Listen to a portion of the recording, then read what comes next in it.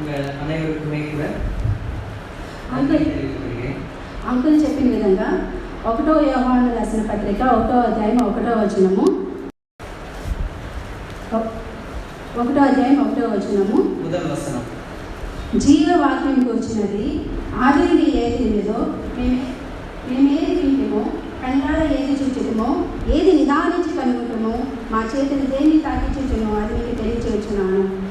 ஆதி முதல் இருந்ததும் நாங்கள் கேட்டதும் எங்கள் கண்களினாலே கண்டதும் நாங்கள் நோக்கி பார்த்ததும் எங்கள் கைகளினால் தொட்டதுமாயிருக்கிற ஜீவ வார்த்தையை குறித்து உங்களுக்கு அறிவிக்கிறோம்.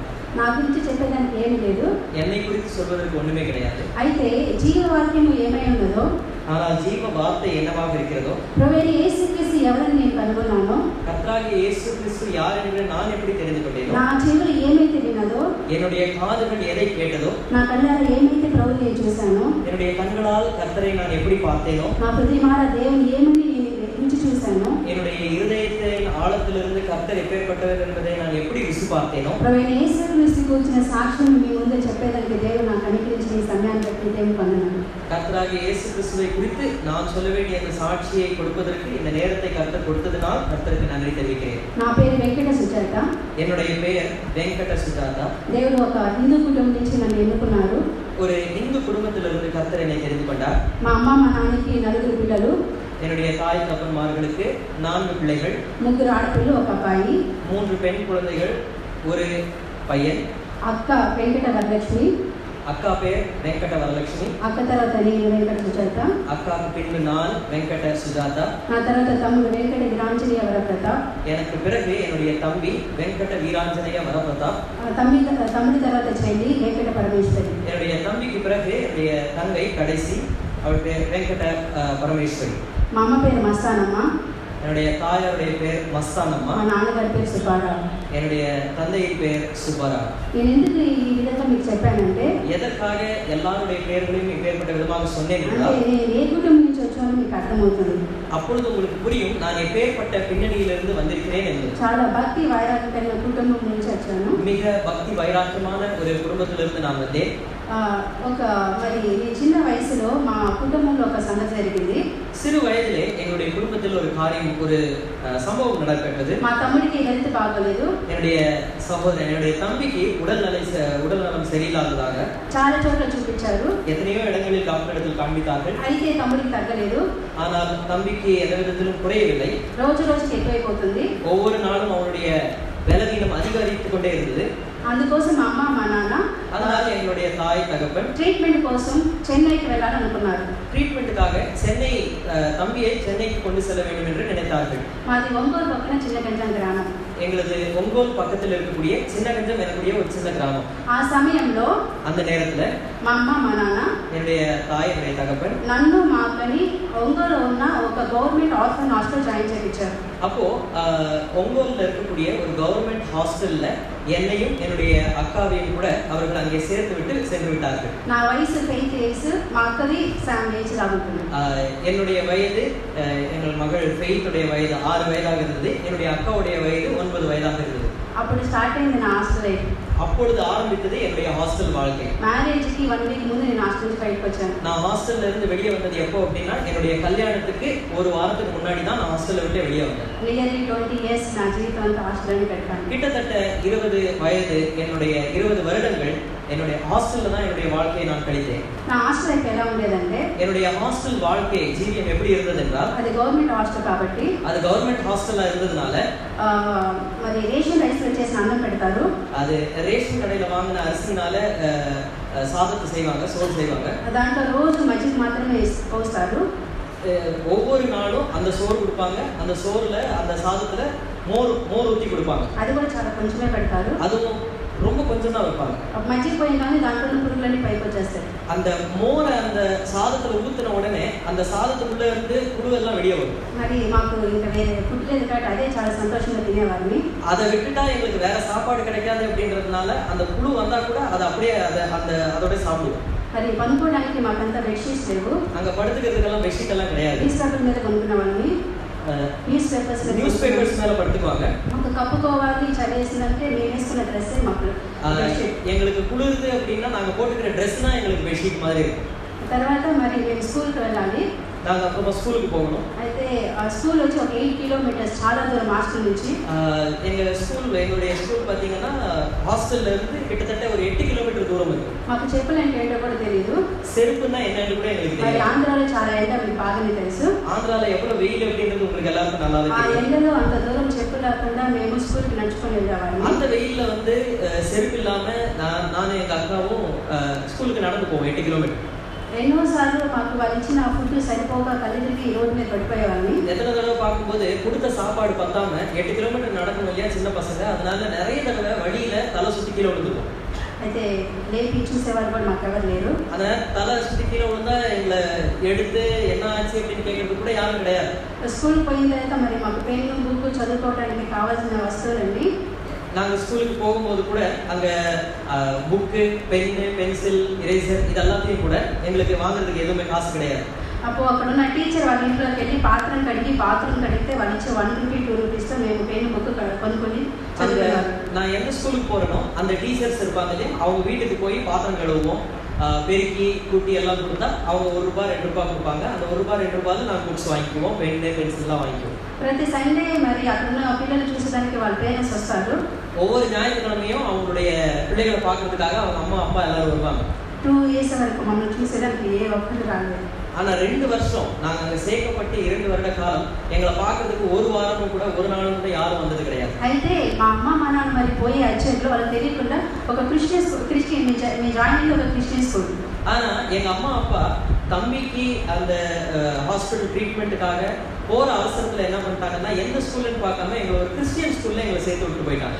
క్రిస్టియన్ స్కూల్లో ఫస్ట్ టైంగా వాళ్ళు ప్రవీణ్ యేసు క్రీస్తు అనే ఒక వార్తతోటి ఆయన గురించి ప్రతిరోజు ఉదయాన్నే వాళ్ళు చెప్తారు. ஆனா அந்த ஸ்கூல்ல பாத்தீங்கன்னா ஒவ்வொரு முதல் தடவையா இயேசு கிறிஸ்து என்ற ஒரு நபரை குறித்து அவர்கள் வந்து பாடம் எடுக்க ஆரம்பிச்சாங்க. ఆయన గురించి అనుదినం చెప్తున్నప్పుడు ஒவ்வொரு நாளும் அவரை பத்தியே சொல்லிட்டு இருப்பாங்க. ఆయన చాలా ప్రేమించేవాడని, அவர் எவ்வளவு அன்பு உள்ளவர். అంటే మేము చిన్న వయసు ఉన్నాం కాబట్టి ఆయన దేవుడిగా మేము ఎరగలేకపోయినాము. நாங்க ரொம்ப சின்ன வயசு அப்படின்றதுனால அவர் வந்து ஒரு கடவுள் இல்லைன்னா ஒரு தேவன் அப்படின்றதெல்லாம் எங்களுக்கு தெரியாது. ఎందుకంటే మేము హిందూ బ్యాక్గ్రౌండ్ నుంచి దేవుళ్ళు అంటే వాళ్ళే అనుకున్నాము. நாங்க இந்து பின்னணியில இருந்து வந்ததுனால நாங்க வந்து கடவுள் அப்படின்னா வேற யாரோ அப்படின்னு நினைச்சிட்டு இருந்தோம். అయితే వాళ్ళు ప్రవీణ్ యేసు క్రీస్తు చెప్తున్నప్పుడు ఆయన యొక్క జీవితం మమ్మల్ని ఎంతో అట్రాక్ట్ చేసింది. ஆனா அவங்க கர்த்தராகிய இயேசு கிறிஸ்துவை பத்தி சொல்லும்போது அவருடைய வாழ்க்கை எங்களை எவ்வளவோ ஈர்த்தது. మరి ఆయన ప్రేమ మమ్మల్ని ఎంతగా ఆకర్షించిందంటే మా అమ్మ నాన్న లేరు అనే సంగతి మర్చిపోయి మరి ప్రవీణ్ యేసుక్రీస్తుని మేము చాలా ప్రేమించడం స్టార్ట్ చేశాము. எந்த அளவுக்கு அவருடைய குணாதிசயங்கள் அவருடைய கேரக்டர் எங்களை ஈர்த்தது அப்படின்னா கர்த்தரா எங்களுடைய அம்மா அப்பா எல்லாம் எங்களை 2 வருஷமா பார்க்க வரல அப்படின்ற நினைப்பே நாங்க மறந்துட்டு எங்களுக்கு இயேசு கிறிஸ்து ஒருத்தர் ஒரு மனுஷனா இருக்கிறார் அப்படின்னு நாங்க நினைச்சிட்டு அதுல சந்தோஷப்பட்டுட்டு இருந்தோம். రోజు ఆయనతో మాట్లాడేవాళ్ళమి. ஒவ்வொரு நாளும் இயேசு கிறிஸ்து கிட்ட பேசுறது. అది ఏమైపోయిందంటే ఇంకా మేము చాలా సంతోషంగా గడుపుతున్నాము. அது எப்படி மாறிடுச்சுன்னா நாங்க ரொம்ப சந்தோஷமா என்னுடைய வாழ்க்கைய நடத்த ஆரம்பிச்சிட்டோம். అక్కడున్న హాస్టల్ అందరికంటే బాగా సంతోషంగా ఉండేది ఎవరంటే వీళ్ళిద్దరు అక్క చెల్లెని చెప్తారు. அந்த ஹாஸ்டல்லையே அத்தனை பிள்ளைகளை பார்க்கணும் ரொம்ப சந்தோஷமா இருக்கிறது யாருன்னு அங்க போய் கேட்டீங்கன்னா நானும் என்னுடைய அக்கா அப்படின்னு சொல்லுவாங்க. ఆ చిన్న వయసులో ఏం లేకపోయినా కానీ ఎంతో సంతోషంగా సాటిస్ఫైగా ఉండేవాళ్ళమి. அந்த சின்ன வயசுல கூட எதுவுமே இல்லைன்னா கூட ஒரு சந்தோஷம், சமாதானம், ஒரு திருப்தியோட நாங்க வாழ்ந்தோம். ఒకే ఒక క్వశ్చన్ అడగాలనుకుని ఇష్టపడుతున్నాను. இந்த இடத்துல ஒரே ஒரு கேள்வி கேட்கணும்னு நான் ஆசைப்படுறேன். మీతో ఎప్పుడు మీ అమ్మ నాన్న మీతోటే ఉంటారు. எப்பவுமே உங்களை எல்லாம் நீங்க பார்க்கும்போது எப்பவுமே உங்களுடைய அம்மா அப்பா உங்க கூட இருப்பாங்க. మీకు ఇష్టమైనట్టు డిఫరెంట్ ఫుడ్ చేసి పెడతారు. உங்களுக்கு ఇష్టமான సాపాడెல்லாம் செஞ்சு போடுறாங்க. మంచి స్కూల్లో జాయిన్ చేపిస్తారు. நல்ல ஒரு ஸ்கூல்ல சேர்த்து விடுறாங்க. మంచి డ్రెస్సెస్, நல்ல ஒரு ஆடைகள் எல்லாம் வாங்கி தராங்க. చక్కని ఒక ఇది எல்லாமே அருமையான காரியங்கள் எல்லாம் செய்றாங்க. అయితే నిజంగా మీకు ఈ సంతోషం సమాధానం ఉందా? ஆனா உண்மையாலே உங்களுக்கு அந்த சந்தோஷமும் சமாதானம் இருக்குதா? లేకపోతే పక్కన తీసుకున్న డ్రెస్ బాగుంది, నా డ్రెస్ బాగోలేదు, నాకు ఈ ఫుడ్ ఏం చేసినావు, నాకు ఇది ఇష్టం లేదు, ఆ స్కూల్ అసలు నాకు నచ్చలేదు, ఎందుకు దాంట్లో జాయిన్ చేయించావు, లేకపోతే వాళ్ళ పేరెంట్స్ ఎంత బాగున్నారు, నువ్వు ఇలా ఉన్నావు, వాళ్ళ హౌస్ బాగుంది, ఇట్లానే చెప్పుకుంటూ సంతోషంగా లేకుండా ఉన్నారా? இல்லைன்னா பக்கத்துல இருக்கிறவங்களுடைய ட்ரெஸ்ஸை பார்த்து அவங்க ட்ரெஸ் நல்லா இருக்கு, அந்த மாதிரி எனக்கு இல்லையே, அவங்க படிக்கிற ஸ்கூல் நல்லா இருக்கு, என்ன மட்டும் ஏன் இந்த ஸ்கூல்ல சேர்த்தீங்க, அவங்க அம்மா அப்பா எல்லாத்தையும் நல்லா வாங்கி தராங்களே, அவங்க அப்பா அம்மா மாதிரி நீங்க எனக்கு இல்லை, இந்த மாதிரி குறை சொல்லி சந்தோஷமும் சமாதானமும் திருப்தியும் இல்லாமலே நீங்க காணப்படுறீங்களா? మనం ఉన్న దాంట్లో సంతోషంగా ఉండాలనేది దేవుని యొక్క చాలా ఉద్దేశం. இது ஆண்டவருடைய நோக்கம் என்ன என்று பார்க்கும் பொழுது நாம் இருக்கிறதிலே திருப்தியாக இருப்பது என்பது அவருடைய நோக்கமாக இருக்கிறது. అయితే 2 years తర్వాత మా అమ్మ మా నాన్న మా దగ్గరికి వచ్చారు. 2 வருஷத்துக்கு அப்புறமா எங்க அப்பா அம்மா எங்க கிட்ட வந்தாங்க. మా తమ్ముడికి బ్లడ్ క్యాన్సర్ అని రుజువు అయింది. என்னுடைய தம்பிக்கு பிளட் கேன்சர் என்று டாக்டர்கள் சொல்லிவிட்டார்கள். అది లాస్ట్ స్టేజ్, ఇంకా బ్రతకదని చెప్పారు. கடைசி ஸ்டேஜ்ல இருக்கிறாரு, இனிமேல் அவர் பிழைக்க மாட்டார் அப்படின்னு சொல்லி 1 month లో చనిపోతారని చెప్పారు. ஒரு மாசத்துல செத்து போயிடுவாங்க அப்படின்னு சொல்லிட்டாங்க. అప్పుడు మా అమ్మ మా నాన్న ఆర్ఫన్ హాస్టల్కి వచ్చి మమ్మల్ని అడిగి మా పరిస్థితిని చూసి రెండమ్మ ఇంటికి వెళ్దామన్నారు. அப்போ எங்களுடைய ஹாஸ்டலுக்கு வந்தாங்க. நாங்க இருக்கக்கூடிய பரிதாபகரமான நிலைமையை எங்க அப்பா அம்மா பார்த்தாங்க. அதுக்கப்புறம் சொன்னாங்க, தயவு செய்து நீங்க வந்துருங்க, நம்ம போயிடலாம் வீட்டுக்கு அப்படின்னு கூப்பிட்டாங்க. మరి ఆ వయసులో ఎందుకు మేము మరి యేసయ్య మాకు దొరకదనుకున్నా ఏమో తెలియదు, కానీ మేము రామని చెప్పేసాం అమ్మ మా నాన్నతోటి. ஆண்டவருடைய நோக்கமோ என்னவோ தெரியல, நாங்க ஏன் அப்படி சொன்னோம்னு கூட எங்களுக்கு தெரியல. அப்பா அம்மாவை பார்த்து நானும் என்னுடைய அக்காவும் ஒரே வார்த்தை சொன்னோம், நாங்க உங்க கூட வரமாட்டோம், இங்க நாங்க சந்தோஷமா இருக்கிறோம், நீங்க போலாம் அப்படின்னு சொல்லிட்டோம். మా అమ్మ మా నాన్న ఆర్ఫన్ హాస్టల్ వదిలేసి వెళ్ళిపోయినారు. వాళ్ళు எங்க அம்மா அப்பாவும் எதுவுமே கேட்கல, அவங்களும் விட்டுட்டு போயிட்டாங்க. 1 month తర్వాత మా తమ్ముడు చనిపోయినాడు. ஒரு மாசத்துக்கு அப்புறம் என்னுடைய தம்பி இறந்து போயிட்டான். మేము చాలా బాధపడ్డాము. நாங்க ரொம்ப கஷ்டப்பட்டோம், ரொம்ப சோகமா. అప్పుడు యేసయ్య దగ్గరికి పోయి కంప్లైంట్ ఇచ్చాము. அப்போ ஏசப்பா கிட்ட போய் நாங்க கம்ப்ளைண்ட் சொன்னோம். ఈ దేవులంత మంచోడే కాదు, இந்த கடவுளுங்கெல்லாம் நல்லவங்களே கிடையாது. మా తమ్ముడు ఎంత మంచోడు, మా తమ్ముడిని తీసుకెళ్ళిపోయారు. எங்க தம்பி எவ்வளவு நல்லவன், என்னுடைய தம்பியை அவங்க கூட்டு போயிட்டாங்க. అంటే యేసుప్రభు మేము అనుదినము ఆయన్ని మేము ఒక వ్యక్తిగా ఎలా ఇప్పుడు ఇలా చూస్తున్నామో అలా మేము అనుభవిస్తూ వచ్చాము. எப்படி பக்கத்துல ஒரு மனுஷனை பாக்குறோமோ அந்த மாதிரி நாங்க ஏசப்பாவை பார்த்துட்டோம். ఒక 6th స్టాండర్డ్ వచ్చేసరికి 6ஆம் கிளாஸ் வரும்போது అక్కడ 5th స్టాండర్డ్ వరకే ఉంటుంది ఆ స్కూల్ కానీ హాస్టల్ కానీ. அந்த ஸ்கூல்ல 5ஆம் கிளாஸ் வரைக்கும் மட்டும்தான்.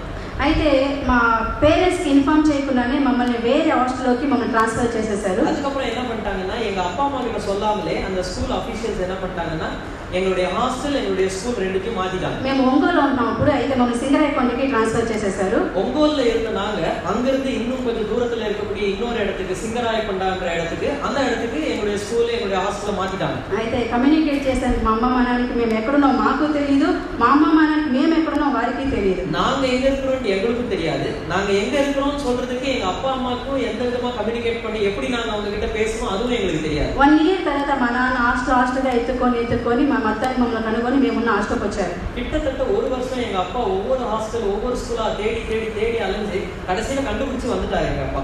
అప్పుడు ఆ హాస్టల్లో కూడా ఇంకా భయంకరమైన పరిస్థితి ఉన్నది. அந்த ஹாஸ்டல் கூட இன்னும் பயங்கரமான ஒரு சூழ்நிலை தான். అప్పుడు కూడా మా నాన్న అన్నారు, ఇప్పుడన్నా వచ్చేసేయనమ్మా ఇంటికి అని చెప్పారు. அப்போ எங்க அப்பா சொன்னாரு, இப்பொழுதாவது நீங்க வந்துருங்க தயவு செய்து வீட்டுக்கு, நீங்க ஏன் இங்க இருக்கணும் அப்படின்னு கேட்டார். అయితే మేము మాత్రం రాము నాన్న, మేము ఇక్కడే ఉండి చదువుకుంటాం చెప్పేసి. ஆனா நான் எங்க அப்பா கிட்ட சொல்லிட்டோம், நாங்க அங்க வர மாட்டோம், நாங்க இங்கே இருந்து படிக்கிறோம் அப்படின்னு சொல்லி. ఆ తర్వాత 7th స్టాండర్డ్కి వచ్చేసరికి 7ஆம் கிளாஸ் வரும்போது నాకు ఇష్టమైన సబ్జెక్ట్ సోషల్. எனக்கு ரொம்ப பிடிச்ச சப்ஜெக்ட் சோஷியல். என்ன சொல்றது? சோஷியல் சமூக அறிவியல். அந்த సబ్జెక్ట్ எனக்கு அந்த పాఠం எனக்கு ரொம்ப பிடிக்கும். ఆ సోషల్లో ఏం చెప్పినారంటే అక్కడ ఉన్న టీచర్లు మాకు ఏం బోధించారంటే, బ్రిటిష్ వాళ్ళు భారతదేశాన్ని చాలా వాళ్ళు మనల్ని హింసించారు, వాళ్ళు దౌర్జన్యంగా వచ్చి మన దేశాన్ని వాళ్ళు ఆక్యుపై చేశారు. ఈ బ్రిటిష్ వాళ్ళే క్రిస్టియానిటీని మన దేశాన్ని తీసుకొచ్చారు, బలవంతంగా బైబిల్ చదివించారు. అలాంటి విషయాలని వాళ్ళు మాకు బోధిస్తూ వచ్చారు. அப்போ 7ஆம் கிளாஸ்ல அந்த சோஷியல்ல எங்களுடைய டீச்சர்ஸ், எங்களுடைய ஆசிரியர்கள் எனக்கு எப்படி கற்றுக் கொடுத்தாங்கன்னா, இந்த பிரிட்டிஷ்காரங்க, இந்த வெள்ளையர்கள் நம்முடைய நாட்டை அவர்கள் ஆண்டு கொண்டிருந்தார்கள். அவர்கள் பலவந்தமாக நம்மளை பைபிள் படிக்க வச்சாங்க, பலவந்தமாக இயேசு கிறிஸ்து தான் கடவுள் அப்படின்னு நமக்கு சொல்ல வச்சாங்க. அதனால இயேசு கிறிஸ்துன்றவரு அவரு பிரிட்டிஷ்காரங்களுடைய கடவுள் அப்படின்னு சொல்லி கொடுத்தாங்க. అప్పుడు నా హృదయం చాలా మరి కృంగిపోయింది. அப்போ என்னுடைய இருதயம் ரொம்ப உடைஞ்சு போயிடுச்சு. అయ్యో, ఇంతకాలం యేసయ్య నన్ను ఇంత మోసం చేస్తారా? ஐயோ, இத்தனை நாள் இந்த இயேசுப்பாவை நம்பிட்டு இருந்தேனே, இந்த இயேசுப்பா என்னன்னா நம்மள மோசம் பண்ணிட்டாரு. ఆయన ఇండియన్ కాదా? அப்போ அவரு இந்தியன் இல்லையா? அவரு బ్రిటిష్ వాళ్ళా? அவர் பிரிட்டிஷ்காரரா? అయ్యో, తెలుగుని ఇన్ని రోజులు ఆయన ఇంత ప్రేమించాను. ஐயோ, இத தெரியாம நான் இத்தனை நாள் இயேசுப்பாவை நேசிச்சேனே. మమ్మల్ని భారతదేశం ఇంత హింసించిన వారు నేను ప్రేమించానా? இந்த இந்திய தேசத்தை இவ்வளவு கொடுமைப்படுத்தினவரை நான் அன்பு கொண்டனா, நான் நேசிக்கணுமா அப்படின்னு நினைச்சேன். నేను ఒకేసారి అల్లూరి సీతారామరాజు, భగత్ సింగ్, సుభాష్ చంద్రబోస్ లాగా అయిపోయి ஒரே முறையா நான் எப்படி மாறிட்டேன்னா, சுபாஷ் சந்திர போஸ், பகத் சிங், அல்லூரி சீதாராமலு இந்த மாதிரி நான் ரொம்ப தேசபக்தி அதிகமாயிருச்சு. இங்க ஏத నేను యేసయ్య అన్న మాట ఎత్తను. இந்த யாரு என்கிட்ட ஏசப்பான்ற வார்த்தை என்கிட்ட எடுக்கக்கூடாது. அது ఎవరైనా చెప్తే వాళ్ళని నేను ఒప్పుకోను. யாராவது என்கிட்ட ஏசப்பாவை பத்தி பேசினாங்கன்னா அவங்கள ஒரு வழி பண்ணிடுவேன். అసలు క్రిస్టియన్స్ భారతదేశం ఉండడానికి అర్హులే కాదు. இந்த கிறிஸ்தவர்களெல்லாம் இந்திய தேசத்துல இருக்கிறதுக்கு அருகதை அற்றவர்கள். అలాంటి ఒక కసితో నేను మరి నాలో ఆ విధంగా ఒక అభిప్రాయం తయారైపోయింది. அப்படி ஒரு பகையோட என்னுடைய இருதயம் அப்படியே மாறிடுச்சு அந்த சோஷியல் பாடத்தினால. అలా ఉండదు. మరి మేము సమ్మర్ హాలిడేస్ కి మా ఇంటికి వెళ్తాం. ఇయర్లీ ఒకసారి ఇంటికి వెళ్తాము. அப்போ அதுக்கு அப்புறமா என்ன பண்ணுவோம்னா வருஷத்துக்கு ஒரு முறை எங்க வீட்டுக்கு போக ஆரம்பிச்சோம். Maximum கோடை விடுமுறையில நாங்க வீட்டுக்கு போனோம். మాక్సిమం మేము ఒక 15 రోజులు మా అమ్మ నాన్నతో ఉంటాము. சோ எங்க அப்பா அம்மா கூட ஒரு வருஷத்துல நீங்க பாத்தீங்கன்னா கிட்டத்தட்ட ஒரு 10-15 நாள் மட்டும் தான் எங்க அப்பா அம்மா கூட இருக்கும். మా అమ్మ అంటే చాలా ఇష్టము. எங்க అమ్மா అన్న எனக்கு ரொம்ப ఇష్టం. అయితే మేము మార్నింగ్ లేచేసరికి మా అమ్మ లేచి పనికి వెళ్తారు. ஆனா நாங்க காலையில எந்திரிக்கிறதுக்குள்ள அம்மா இருக்க மாட்டாங்க. ஏன்னா அம்மா எந்திரிச்சு காய்கறி எல்லாம் விற்க போயிடுவாங்க. నైట్ మేము నిద్రపోయడానికి అమ్మ వస్తారు. நாங்க படுக்கிற டைம்ல தான் அம்மா வருவாங்க. అప్ప మరి తాగి వచ్చి అమ్మని కొడతారు కాబట్టి ప్రేమ ఉన్నప్పటికీ నాన్న దగ్గరికి మేము పోము. அப்பா தான் இஷ்டம். ஆனா எப்ப பார்த்தாலும் குடிச்சிட்டு வந்து அம்மாவை அடிச்சிட்டே இருப்பாருன்றதுனால அப்பா கிட்ட பேச மாட்டேன். ஏன்னா அப்பா தான் பயம். మేమున్న ఆ రోజులు కూడా తల్లి ప్రేమను మేము పొందుకోలేకపోయినాము. அந்த இருந்த அந்த 10-15 நாள் கூட அப்பாவுடைய அன்பு அம்மாவுடைய அன்பு இதெல்லாம் எங்களுக்கு பார்த்ததே கிடையாது. జస్ట్ నాకు ఒకటి చెప్పాలనిపిస్తుంది. మనకి ఎప్పుడు మన తల్లిదండ్రులు మన తోట ఉంటారో వాళ్ళు చాలా ప్రేమిస్తారు. అయితే ఈ లోకంలో అన్నిటికంటే చాలా చులకనైంది ఏం తెలుసా? ఆ తల్లిదండ్రుల ప్రేమ. విలువ తక్కువ ఉండాలంటే తల్లిదండ్రులు. இந்த இடத்துல ஒண்ணே சொல்லிக்கணும்னு ஆசைப்படுறேன். அதிகமா நம்மள எப்பவுமே அன்பு கூறுறவங்க யார் அப்படின்னு நாம பார்க்கும்போது நம்முடைய தாய் தகப்பன் தான். ஆனா அதிகமா நாம அலட்சியப்படுத்துறது எதை அப்படின்னு பார்க்கும்போது அது நம்முடைய தாய் தகப்பனுடைய அன்பை நாம் வாலிபர்களா இருந்து அலட்சியப்படுத்துறதும் நாம் அதை தான். నిజంగా తల్లిదండ్రుల ప్రేమ మీకు తెలియాలంటే తల్లిదండ్రులు లేని వారి దగ్గరికి వెళ్ళి అడగండి. తల్లిదండ్రుల ప్రేమ కోసం ఎంత తప్పిస్తారో. உண்மையிலேயே உங்களுக்கு தாய் தகப்பனுடைய அன்பு எப்பேற்பட்டது அப்படின்னு உங்களுக்கு தெரியணும்னா தயவு செய்து யார் யார் தாய் தகப்பன் இல்லாம இருக்காங்களோ அவங்க கிட்ட போய் கேட்டு பாருங்க. அப்போ புரியும் தாய் தகப்பனுடைய அன்பு எவ்வளவு பெருசு எவ்வளவு விலை உயர்ந்தது அப்படின்றது உங்களுக்கு புரியும். దేవుడు మీకు ప్రేమించిన తల్లిదండ్రుల్ని మీరు నిర్లక్ష్యం చేయదు. அதனால உங்களுக்கு அன்போடு ஆண்டவர் கொடுத்த தாய் தகப்பன்மார்களுடைய அன்பையும் அவர்களையும் தயவு செய்து அலட்சியப்படுத்தாதீங்க. అయితే ఇంతగా ప్రేమించిన నా తల్లిదండ్రులు ఒక రోజు మాట్లాడుకునేటప్పుడు నేను విన్నాను. இவ்வளவு நான் அன்பு கூறுற என்னுடைய தாய் தகப்பன் ஒரு முறை அவங்களுடைய ரூம்ல இருந்துட்டு அவங்க பேசுறத நான் வெளியில இருந்து நான் கேட்டுட்டு இருந்தேன். అక్క చెల్లి లేరు, వాళ్ళు ఆడుకోవడానికి పోయినారు. என்னுடைய அக்கா இல்ல என்னுடைய தங்கச்சி இல்ல, ரெண்டு பேருமே வெளியில விளையாட போயிருந்தாங்க. అప్పుడు మా అమ్మ చెప్తుంది, నాకు పెద్దమ్మ అంటే చాలా ఇష్టం, నా దగ్గర ఏమంటే అనిపిస్తాను అని చెప్తుంది. அப்போ உள்ள ரெண்டு பேரும் பேசிட்டு இருக்காங்க அம்மா அப்பாவும். அப்ப அம்மா அப்பா கிட்ட சொல்றாங்க, எனக்கு பெரிய பொண்ணுன்னா ரொம்ப இஷ்டம். அம்மா சொல்றாங்க, எனக்கு பெரிய பொண்ணுன்னா ரொம்ப இஷ்டம், என்கிட்ட என்ன இருந்தாலும் அவளுக்கு தான் நான் கொடுக்கணும்னு ஆசைப்படுவேன் அப்படின்னு சொன்னாங்க. అప్పుడు మా నాన్న వెంటనే ఏం చెప్పారంటే, నాకు చిన్న అమ్మ అంటే మా చెల్లి అంటే చాలా ఇష్టం, నా దగ్గర ఏమన్నా కానీ ఆమెకి ఇస్తాను అని చెప్పారు. உடனே எங்க அப்பா அம்மா கிட்ட என்ன சொல்றாங்கன்னா, எனக்கு சின்ன பொண்ணுன்னா ரொம்ப இஷ்டம், கடைசி பொண்ணுன்னா என்கிட்ட என்ன இருந்தாலும் நான் என்னுடைய சின்ன பொண்ணு கிட்ட நான் கொடுக்கணும்னு ஆசைப்படுவேன் அப்படின்னு எங்க அப்பா சொல்றாரு. మరి ఆ మాట విని సంతోషపడేదానికి మా అక్క మా చెల్లి ఆ ప్లేస్ లో లేరు. కానీ அவங்க ரெண்டு பேரும் சொல்லி சொல்றதை கேட்டு சந்தோஷப்படுறதுக்கு அவங்க யாரை பத்தி சொன்னாங்களோ அவங்க அக்காவும் தங்கச்சியும் அங்க இல்ல. అది నేను నిద్రపోతా అనుకుని వాళ్ళు మాట్లాడుకున్నారు. యాక్చువల్ గా நான் தூங்கிட்டேன்னு நினைச்சிட்டு அவங்க பேசிட்டு இருக்காங்க, ஆனா நான் தூங்கல. కానీ ఆ మాటలు విని నా హృదయం పగిలిపోయింది. ஆனா அவங்க ரெண்டு பேரும் பேசுறதை கேட்டு என்னுடைய இதயம் உடைந்து போனது. నా తల్లిదండ్రుల చేత కూడా ప్రేమించలేని స్థితిలో నేను ఉన్నానా? என்னுடைய அப்பா அம்மா கூட என்ன நேசிக்க கூடாத அளவுக்கு நான் அவ்வளவு பயங்கரமான நிலைமையில இருக்கிறேனா? ఈ లోకంలో తల్లిదండ్రులు ప్రేమించకపోతే ఇంకా నన్ను ఎవరు ప్రేమిస్తారు? இந்த ఉலகத்துல அப்பா அம்மாவே என்ன அன்பு கூறலன்னா வேற யார் தான் என்ன அன்பு கூற போறாங்க? నాకు అప్పుడు జీవితం మీద విరక్తి పుట్టింది. அப்ப என்னுடைய வாழ்க்கையின் மேலே எனக்கு விரக்தி ஆயிடுச்சு. ఆశ లేని దానికి అయిపోయినాను. ஒரு ஆசையே இல்லாதவளாக மாறினேன். అయితే నాకు అప్పుడు దేవుడి వాక్యం తెలియదు. అయితే దేవుడికి వచ్చిన తర్వాత ఒక వాక్యం నన్ను చాలా ఆదరించింది. இப்போ இல்ல, தேவனுக்குள்ளே வந்ததுக்கு அப்புறம் ஒரு வார்த்தை எனக்கு அது மிக ஆறுதலாக இருந்தது. తల్లి అయిన మనిషిని నేను మరవను అనేది దేవుడి వాక్యం ఎంత సత్యమైనది. நான் உன்னை மறந்தாலும் நான் உன்னை மறக்க மாட்டேன் என்ற வார்த்தை எவ்வளவு உண்மை என்பதை அப்புறமா எனக்கு கர்த்தருக்குள்ள வந்ததுக்கு அப்புறமா ஆண்டவர் எனக்கு உணர்த்தினார். ఇంకొక వాక్యం నా జీవితానికి చాలా బలంగా నన్ను దేవుడు ఆదరించిందేమంటే, இன்னொரு வார்த்தை என்னுடைய வாழ்க்கையை மிகவும் அருமையாக எனக்கு ஈர்த்த ஒரு வார்த்தை என்னவென்றால், కొరింథీయులకు రాసిన పత్రిక మొదటి పత్రిక మొదటి అధ్యాయము 26 నుంచి కొంచెం ఎవరైనా ఒక్క చదవండి. 1 கொரிந்தியர் முதல் அதிகாரம் 26ஆம் வசனத்திலிருந்து யாராவது ஒருத்தர் சீக்கிரமா வாசிங்க.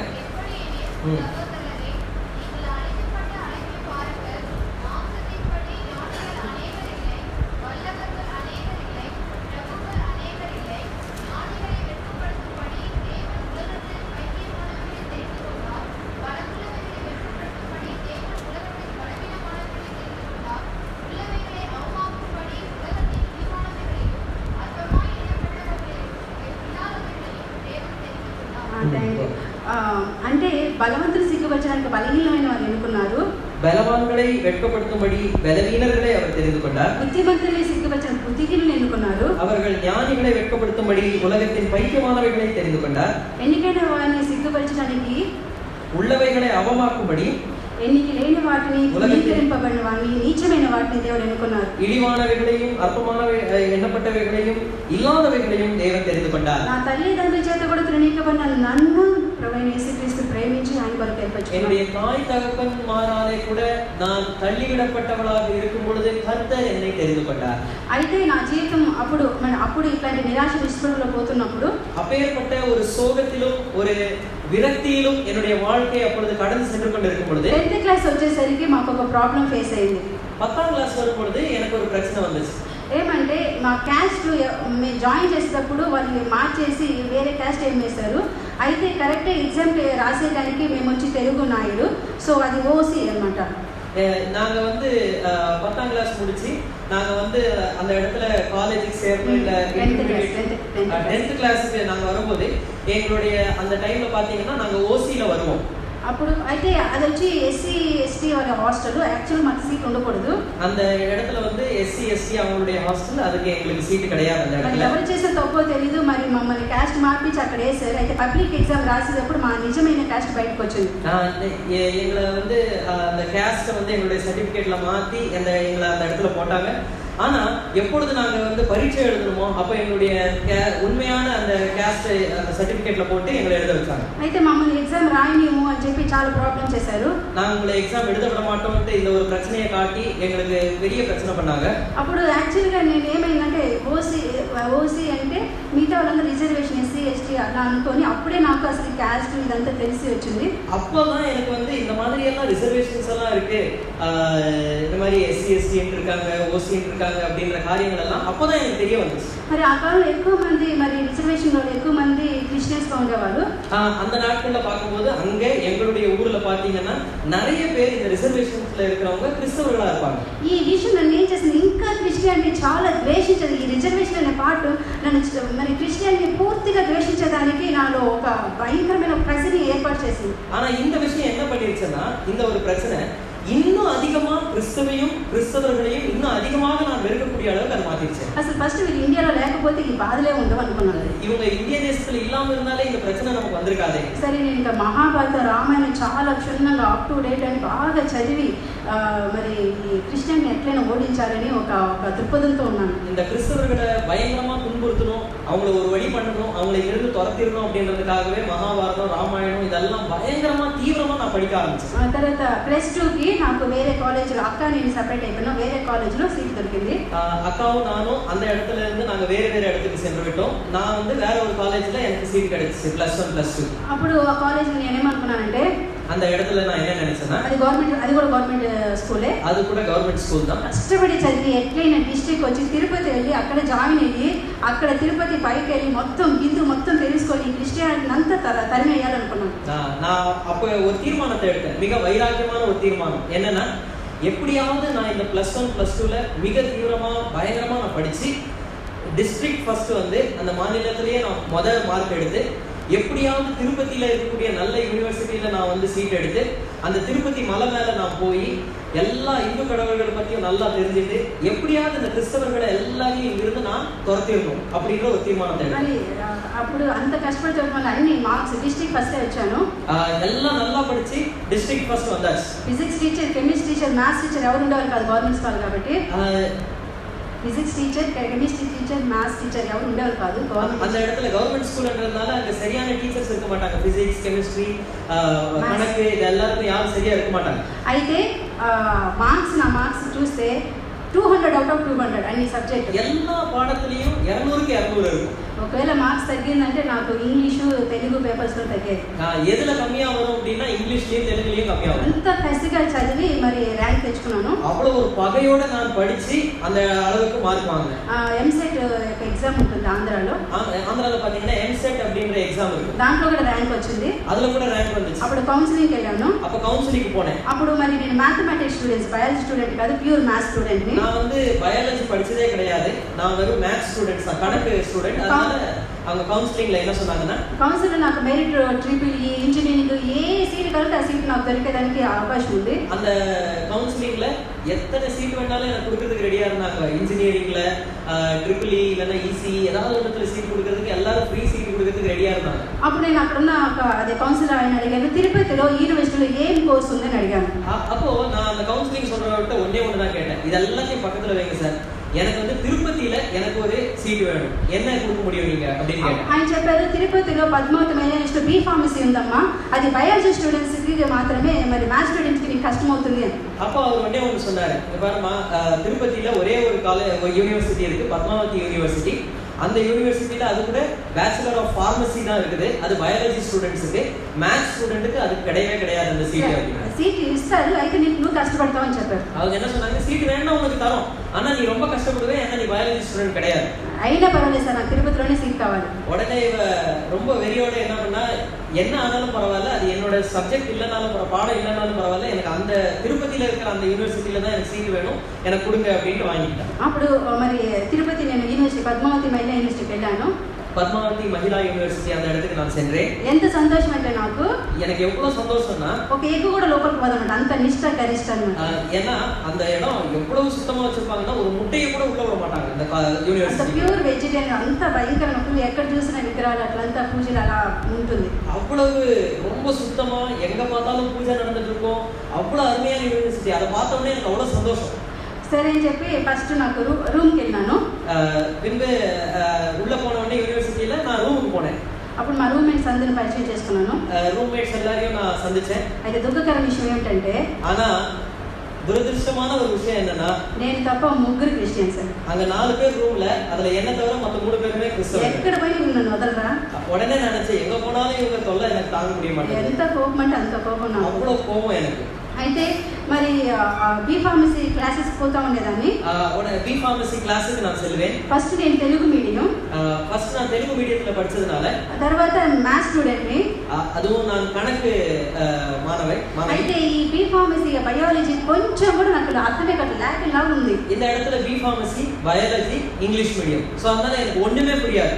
ఒక్క టర్మినాలజీ కూడా నాకు అర్థమే కావట్లేదు. அவங்க எது சொன்னாலும் ஒரு சின்ன வார்த்தை கூட எனக்கு புரியாது. అసలు ఒక్క వర్డ్ కూడా నా చేత ఇంగ్లీష్ లో రాసేదానికి కావట్లేదు. ஒரு வார்த்தை கூட எனக்கு இங்கிలీஷ்ல எழுத வராது. తర్వాత చాలా దుఃఖపడ్డాను, చాలా ఏడుస్తూ ఉండేదాన్ని. నా సబ్జెక్ట్ ఆరంభించాను. ఎట్లా ఏడ్చేదానంటే 10 o'clock కాలేజ్ అంటే రోజు 8 o'clock వెళ్ళి 2 hours ఏడ్చేదానికే నాకు రోజు సరిపోతుంది. 10 மணிக்கு காலேஜ் டெய்லி. ஆனா காலையில 8 மணிக்கெல்லாம் காலேஜுக்கு போயிடுவேன், யாரும் இருக்க மாட்டாங்க. அப்போ 2 மணி நேரம் நான் அழுறதுக்காக வச்சிருப்பேன். ఏడ్చి మరి కష్టపడి చదివాను.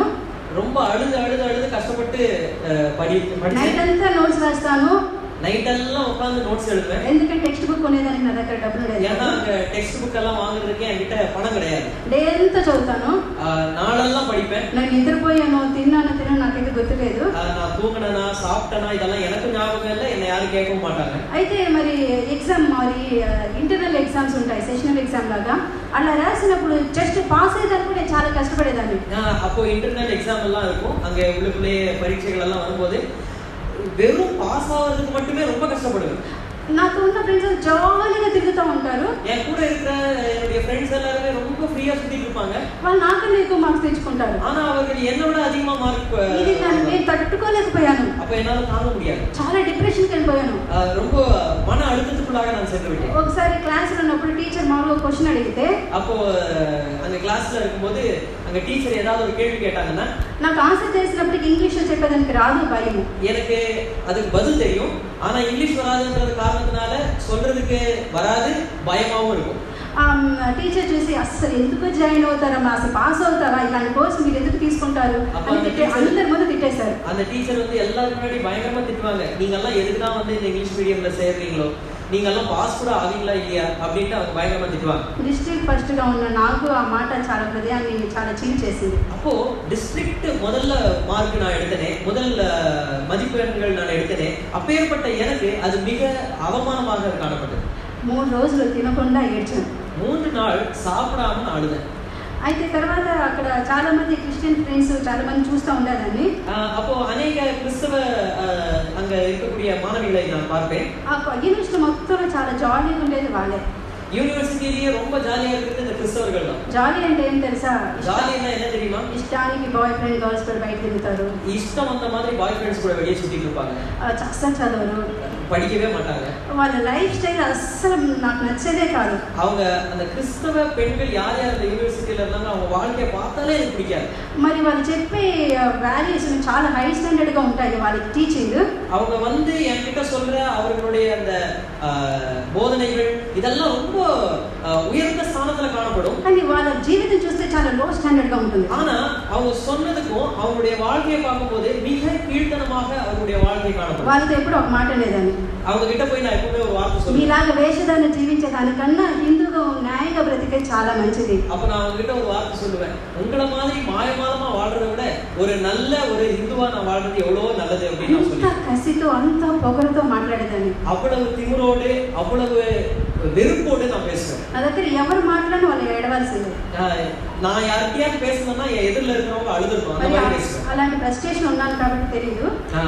அப்பேற்பட்ட ஒரு மன அழுத்தத்துல இருந்தேன், அதனால அப்படி பேசிக்கலாம். సరే ఒక నాకు నెమ్మది దొరకాలనుకొని అన్ని వదిలేసి తిరుపతి కొండపైకి చెప్పులు లేకుండా నడుచుకుంటూ పోతా ఉండేదాన్ని. அப்போ நான் எனக்கு நிம்மதியை தேடி நான் என்ன பண்ணேன்னா திருப்பதி மலை மேலே ஏற ஆரம்பிச்சேன் செருப்பே இல்லாம.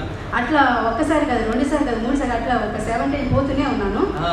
ஒரு தடவை ரெண்டு தடவை இல்லை, கிட்டத்தட்ட 7 தடவைக்கு மேலாக நான் திருப்பதி மலையை ஏறி இறங்கி இருக்கிறேன் செருப்பு இல்லாம. నేను ఎన్ని ఎక్కువ సార్లు వెళ్ళానో అన్ని ఎక్కువ సార్లు దేవుని ద్వేషించాను.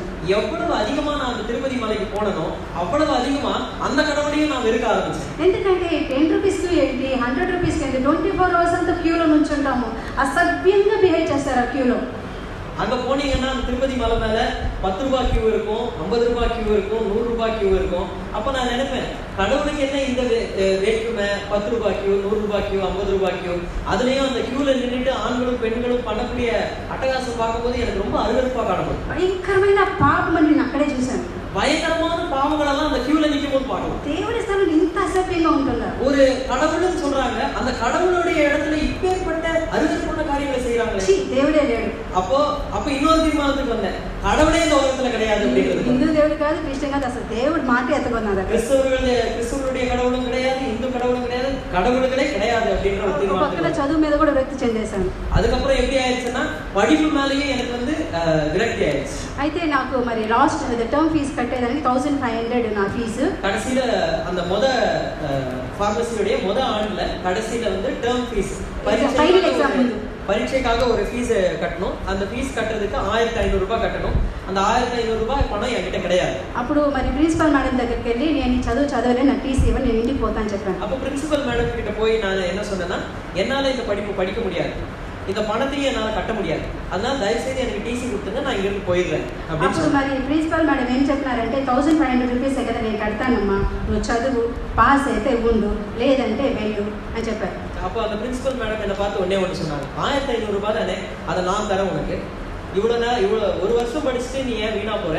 இந்த 1500 ரூபாய் கட்டுறேன், படி, எக்ஸாம் எழுது, పాస్ ఆనా ఇంకే ఇదే, పాస్ ఆగితే టీసీ கொடுக்குறேன், நீ வீட்டுக்கு போலாம் அப்படின்னு சொல்லிட்டாங்க. சரி, ఆ మేడం చెప్పిన రెస్పెక్ట్ కోసం సరే చదువుదామని మళ్ళీ హాస్టల్కి వచ్చాను. அந்த மேடம் சொன்ன மரியாதைக்காக மறுபடியும் படிக்கலாம் அப்படின்ட்டு மறுபடியும் ஹாஸ்டலுக்கு வந்தேன். అయితే ఎప్పుడు మా రూమ్మేట్ ఫ్రెండ్స్ ఎక్కువగా నన్ను దేనికి ఫోర్స్ చేయరు. என்னுடைய ரூம்ல இருக்கிற அந்த மத்த 3 கிறிஸ்தவர்கள் என்னைக்குமே எதுக்கும் பலவந்தப்படுத்த மாட்டாங்க. మాట్లాడడానికే భయపడతారు. ஏன்னா என்கிட்ட பேசுறதுக்கே அவங்க பயப்படுவாங்க. కానీ ఆ రోజు ఎందుకో వచ్చి మరి ఇక్కడ ఇవాంజలికల్ మరి యూనియన్ వాళ్ళు ఒక సైంటిఫిక్ టాక్ చేస్తున్నారు, నీకు ఎటు స్టడీస్ అంటే సైన్స్ అంటే ఇష్టం కదా, వస్తావా ఫ్రీగా ఉంటే అని అడిగారు. அப்போ அவங்க வந்து என்கிட்ட ஒன்னே ஒன்று சொன்னாங்க, இங்க EU என்ற ஒரு நிறுவனம் இருக்கு, ஒரு குழு இருக்கு, அந்த இடத்துல வந்து சயின்டிஃபிக் விஞ்ஞானத்துக்குரிய ஒரு பேஜ் இருக்குது, உனக்கு தான் எப்படி இருந்தாலும் படிப்புல மற்ற காரியங்கள்ல உனக்கு ஈடுபாடு இல்லைன்னா கூட விஞ்ஞானம் சயின்ஸ் உனக்கு ரொம்ப இஷ்டமாச்சே, சும்மா ஏன் சயின்ஸ் கேட்கறதுக்கு நீ வரக்கூடாது அப்படின்னு கூப்பிட்டாங்க. ఏమో తెలియదు మరి, నాకు డిప్రెషన్ దానికన్నా పోదామని సరే నేను వస్తాను చెప్పి వాళ్ళతో వెళ్ళాను. நான் இருந்த மன அழுத்தத்துல சரி இவங்க தான் அட்லீஸ்ட் பைபிளை பத்தி பேச மாட்டாங்க, ஏதோ சயின்ஸ்னு சொல்றாங்களே, இதுக்காவது போகலாம் அப்படின்ட்டு நான் அந்த சயின்டிஃபிக் டாக்கு போனேன். అక్కడ సైంటిఫిక్ టాక్ వెళ్ళగానే అక్కడ topic is weather god is there అన్నా. அந்த சயின்டிஃபிக் டாக்ல என்ன டாபிக், என்ன தலைப்பு அப்படின்னு பார்த்தீங்கன்னா கடவுள் இருக்காரா, இதுதான் அவங்களுடைய தலைப்பு. இருக்காரா இல்லையா, இருக்காரா இல்லையா, సైన్స్ ప్రకారం చూస్తామని. இதை சயின்ஸ் பிரகாரம் பார்க்கலாம் அப்படின்னு అంటే சொன்னாங்க. వాళ్ళకు 1 hour మాట్లాడారు. அவர்கள் கிட்டத்தட்ட 1 மணி நேரம் பேசினாங்க. అన్ని క్వశ్చన్ అండ్ ఆన్సర్స్. எல்லாம் கேள்வி பதிலமா தான் అవన్నీ பேசினாங்க. చేతి 1 hour అయిపోతుందని నేను చెప్పట్లేదు. அதெல்லாம் சொல்ல ஆரம்பிச்சா இன்னும் 1 மணி நேரம் ஆயிடும், அதனால சொல்லல. கிட்டத்தட்ட 1 மணி நேரம் கேள்வி பதில். ఫైనల్ గా ఒక కన్క్లూషన్ కి నేను కన్విన్స్ అయినా. கடைசியில அவர்கள் ஒரு முடிவு சொன்னாங்க. அந்த முடிவு எனக்கு ரொம்ப அது ஏற்றுக்கொள்ளக்கூடியதாக அது காணப்பட்டது. ఖచ్చితంగా దేవుడు ఉన్నాడు. கண்டிப்பா கடவுள் இருக்கார். ఒకే మాట చెప్పంటే మన యొక్క సృష్టి దేవుడు ఉన్నాడని దానికి ప్రూఫ్. ஒரே வார்த்தை அவங்க என்ன சொன்னாங்கன்னா, நம்முடைய சிருஷ்டி நம்மளை எப்படி உண்டாக்கி இருக்கிறாரோ அதை பார்த்தாலே தெரியும் கடவுள் இருக்கார் அப்படிங்கிறது. హ్యూమన్ క్రియేషనే దేవుడు ఉండేదానికి ఒక చక్కటి ఒక ప్రూఫ్, రుజువు. மனித இந்த உடல் எப்படி உருவாக்கி இருக்கிறதோ அதை பார்க்கும் பொழுதே கர்த்தர் இருக்கிறார், கடவுள் இருக்கிறார் அப்படின்றதுக்கு ஒரு நிரூபணம் அப்படின்ட்டு அங்க சொன்னார்கள். నేను కంప్లీట్ గా కన్విన్స్ అయ్యాను. நான் உண்மையிலே நான் அதை ஏற்றுக்கொண்டேன். అయితే వాళ్ళు ఒక ఛాలెంజ్ చేశారు. ஆனா அவங்க வந்து ஒரு சவால் கொடுத்தாங்க. అయితే ఇప్పుడు మీరు నిజమైన దేవుని మీరే కనుక్కోవాలన్నారు. அவங்க வந்து கடைசியில இயேசு கிறிஸ்து தான் தேவன் சொல்லல, அதுக்கு பதிலா என்ன சொல்லிட்டாங்கன்னா, உண்மையான கடவுள் யார் அப்படின்னு நீங்களே கண்டுபிடிங்க அப்படின்னு சொல்லிட்டாங்க. వాళ్ళు ఏం చెప్పారంటే, నీ దృష్టిలో దేవుడు అంటే ఎలా ఉండాలి నువ్వు అనుకుంటున్నావు. அவங்க என்ன சொன்னாங்கன்னா, எப்படி கண்டுபிடிக்க முடியும் உண்மையான கடவுள் யார் அப்படின்ட்டுன்னா, உன்னுடைய பார்வைக்கு உண்மையான ஒரு கடவுள் அப்படின்ட்டு ஒருத்தர் இருந்தாங்கன்னா அவங்க எப்படி எப்படி எல்லாம் இருக்கணும் அப்படின்னு நீங்க நினைக்கிறீங்க? ఆయన చాలా పరిశుద్ధంగా ఉండాలి. அப்ப நான் வந்து ஒரு பெரிய லிஸ்ட் போட்டேன். அதுல முக்கியமான லிஸ்ட் என்னன்னா பரிசுத்தமா இருக்கணும். ఆయన నా జీవితం మొత్తం యూనివర్స్ ని కంట్రోల్ చేసే పవర్ ఉండాలి. என்னுடைய வாழ்க்கையை அவர் கண்ட்ரோல் பண்ணக்கூடிய ஒரு சக்தி உள்ளவரா இருக்கணும். ఆయన దేవుడైతే నేను ఆయన క్రియేషన్ అయితే నా యొక్క పర్పస్ ఆయన చెప్పి ఉండాలి. அவர் கடவுளா இருந்து அவர் தேவனா இருந்து நான் அவருடைய சிருஷ்டியா இருந்தா என்னுடைய வாழ்க்கையின் நோக்கம் அவருக்கு தெரிஞ்சிருக்கணும். ఆయన చెప్పాలి, அவர் சொல்லணும் கூட. ఆయనకి నాకు ఒక వ్యక్తిగతమైన రిలేషన్ ఉండాలి. எனக்கும் அவருக்கும் ஒரு தனிப்பட்ட ஒரு உறவு காணப்பட வேண்டும். ఇలా నేను చాలా లిస్ట్ చేసుకున్నాను. இந்த மாதிரி ஒரு பெரிய லிஸ்ட் போட்டுக்கிட்டேன். అప్పుడు వాళ్ళు ఇంకో క్వశ్చన్ చెప్పారు. அப்போ அவங்க இன்னொரு क्वेश्चन சொன்னாங்க. ఈ చిన్న ఈ లోకంలో దేవుళ్ళు అనేబడే వాళ్ళంతా లిస్ట్ ఒక సైడ్ రాసుకోమన్నారు. அப்போ அவங்க என்ன சொன்னாங்கன்னா, இந்த உலகத்துல எத்தனை கடவுள்கள் இருக்காங்கன்னு நீங்க நினைக்கிறீங்களோ அவங்க எல்லார் பேரையும் ஒரு பக்கம் எழுதிக்கோங்க. నేను చాలా పెట్టి రాశాను నాకు తెలిసిన దేవుళ్ళందరి పేరు. எனக்கு தெரிஞ்ச கடவுள்கள் பேர் எல்லாரையும் எழுதுனேன். சரி, ఇప్పుడు ఒక్కొక్కరికి ఈ యొక్క క్యారెక్టర్స్ సూట్ అవుతారా లేరా మీరే నిర్ణయించుకొని. அப்ப அவங்க என்ன சொன்னாங்கன்னா, உங்க லிஸ்ட்ல இருக்கிற அந்த கடவுள்கள் எல்லாம் ஒவ்வொருத்தரையா பார்த்து நீங்க இந்த பக்கம் எழுதியிருக்கிற இந்த குணாதிசயங்கள் எல்லாம் அந்த கடவுள்ல இருக்குதா அப்படின்ட்டு ஒப்பிட்டு பாருங்க. నేను ఫస్ట్ సరే నేను తిరుపతిలో ఉన్నాను కదా, ఫస్ట్ ఆయన లార్డ్ వెంకటేశ్వర ఆయనే చూస్తాం అనుకున్నాను. சோ நான் திருப்பதியில இருந்ததுனால முதல்ல யாரை பத்தி பார்த்தேன் அப்படின்னா அங்க இருக்கக்கூடிய அந்த வெங்கடேஸ்வர சுவாமி அவர்களை பத்தி பார்த்தேன். ఆయన మరి వెంకటేశ్వర స్వామి మరి శ్రీదేవిని మ్యారేజ్ చేసుకున్న తర్వాత ఆమెకు తెలియకుండా పోయి తిరుమల దేవిని మ్యారేజ్ చేసుకుంటాడు. அந்த இடத்துல பாத்தீங்கன்னா அந்த வெங்கடேஸ்வர சுவாமி శ్రీదేవిని మ్యారేజ్ చేసుకుని ஸ்ரீதேவி எனக்கூடியவரை மணந்து அவர் சந்தோஷப்படாம திருமல தேவி எனக்கூடிய இன்னொருத்தரை మ్యారేజ్ చేసుకుంటారు. அவங்க ரெண்டு பேரையும் கல்யாணம் பண்ணிக்கிறார். మరి ఇది తెలిసిన శ్రీదేవికి చాలా కోపం వచ్చి ఆమెని సిరి అయిపోయిందంట. అక్కడ இந்த இடத்துல பார்த்து திருமல தேவியை இந்த வெங்கடேஸ்வர சுவாமி கல்யாணம் பண்ணிட்டாருன்னு தெரிஞ்ச உடனே இந்த ஸ்ரீதேவிக்கு ரொம்ப கோபம் வந்து அந்த ஸ்ரீதேவி வந்து ஒரு சிலையா மாறிடுவார். అయ్యో ఆమె సిరి అయిపోయింది అనుకుని వెంకటేశ్వర స్వామి కూడా సిరి అయిపోయినాడంట.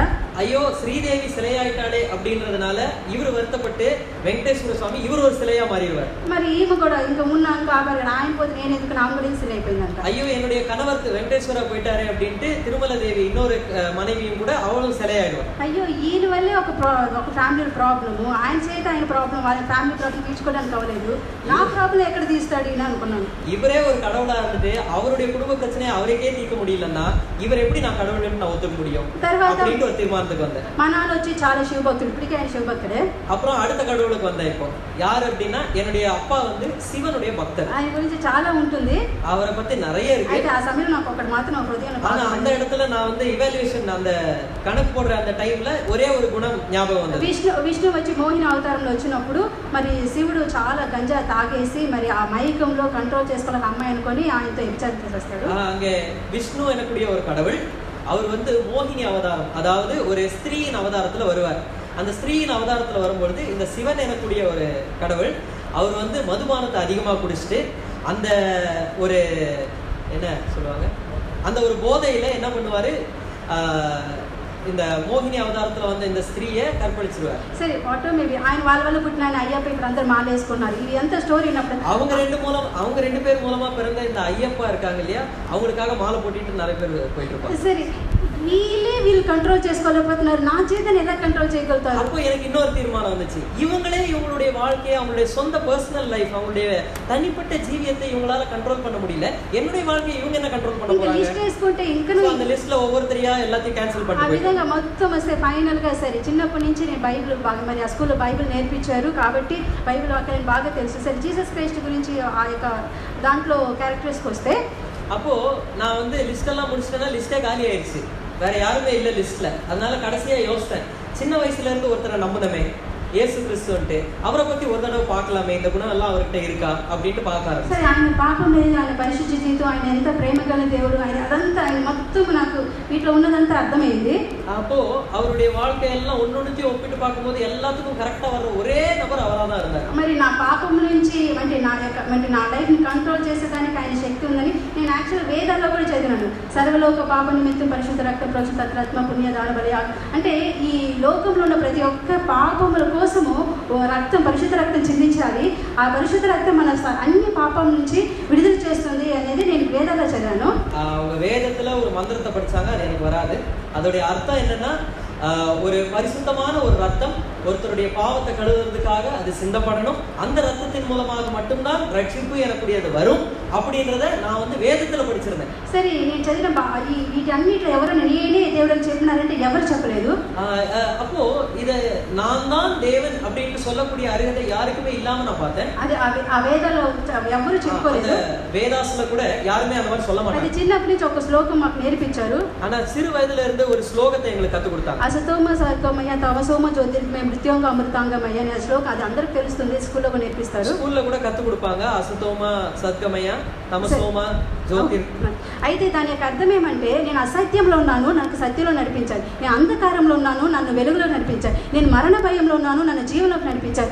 ఎవరు అది అనేది అది అదేమంటారు సూర్య నమస్కారం. అది యొక్క మార్నింగ్ లేచిన వెంటనే చేసే ప్రతి ఒక్కరు చేసే ప్రార్థన. காலையில் எழுந்த உடனே எல்லாரும் சொல்லக்கூடிய ஒரு மந்திரமாக, அது சூரியனை பார்த்து சொல்லக்கூடியதாக அந்த ஒரு மந்திரம் காணப்படுகிறது. అయితే మరి బైబిల్లో చెప్పింది, నేనే మార్గము సత్యము జీవము, ఈ లోకానికి నేను వెలుగైనాను అని ప్రభువైన యేసుక్రీస్తు మాత్రమే ఆయన చెప్పగలిగినాడు. ஆனா அந்த மந்திரத்தை பத்தி எந்த கடவுள்களும் நாங்க தான் அது அப்படின்னு சொல்லல.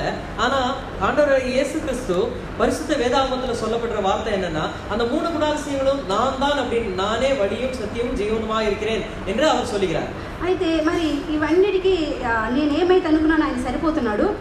நான் நினைச்ச எல்லாத்துக்குமே அவர் சரி போகிறவரா இருக்காரு. అయితే నేను ఎట్లా ఆయన నమ్మేది? எப்படி நான் నమ్మறது அவரை? నేను చేసే ప్రార్థన నేను వింటున్నాను ఎట్లా తెలుస్తుంది? நான் பண்ற ஜெபத்தை அவர் கேக்குறாருன்னு நான் எப்படி தெரிஞ்சுக்கிறது? చాలా సెల్ఫిష్ మోటివ్ నాకు ఒకటి ఉంది. ஒரு சுயநலமான ஒரு ஜெபம் நான் பண்ணேன். నేను ఎట్లైనా పాస్ అవ్వను, நான் எப்படி இருந்தாலும் பாஸ் ஆக மாட்டேன். సరే అయినా సరే నిజమైన దేవుడు, అప్పుడు ఫస్ట్ టైం నా జీవితంలో మోకాలు వేసి ప్రార్థన చేశాను. முதல் தடவையா என்னுடைய வாழ்க்கையில முழங்கால் படியிட்டு நான் ஜெபம் பண்ணேன்.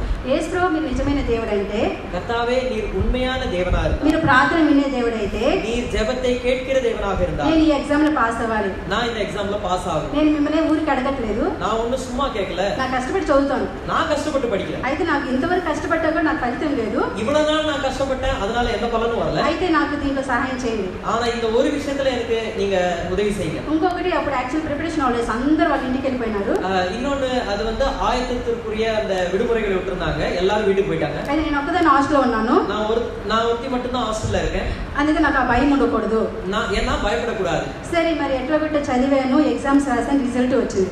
நல்லா படிச்சேன், நல்லா பயப்படாம இருந்தேன். எக்ஸாம் வந்துச்சு, எழுதியாச்சு, ரிசல்ட் வந்துருச்சு. అయితే రిజల్ట్ చూసినప్పుడు, రిజల్ట్ పోయి பார்க்கும்போது యూనివర్సిటీ టాప్ ఫస్ట్ ర్యాంక్ లో నా పేరు ఉంది. యూనివర్సిటీలயே ఫస్ట్ நான் தான் மதிப்பெண்கள் எடுத்த பெண். అది ఎంత ఆశ్చర్యం అంటే, అది எவ்வளவு ஆச்சரியமான ஒரு விஷயம்னா 87%. 87%. ఆ యూనివర్సిటీ స్టార్ట్ చేసి ముందు 20 ఇయర్స్ అయ్యింది. நான் அந்த நேரத்துல அந்த 87% எடுத்த டைம்ல அந்த యూనివర్సిటీ ஆரம்பிச்சு 20 வருஷம் ஆகுது. ఇప్పుడుకి 20 సంవత్సరాలు అయ్యింది. இப்போ நான் அந்த 87% எடுத்து இப்போதைக்கு 20 வருஷம் ஆயிடுச்சு. అప్పటికి ఇప్పటికి ఆ పర్సెంటేజ్ ఎవ్వరు బీట్ చేయలేదు. அதுக்கு முன்னாடியும் சரி இப்போ வரைக்கும் கூட அந்த 87% யாருமே இது வரைக்கும் தாண்டல. చాలా ఆశ్చర్యం, అసలు ఆశ్చర్యపోయాను. எனக்கு நம்பவே முடியல, எனக்கு ஆச்சரியமாயிடுச்சு. అయితే దీన్ని బట్టి నేను దేవుళ్ళలోకి రాలేదు.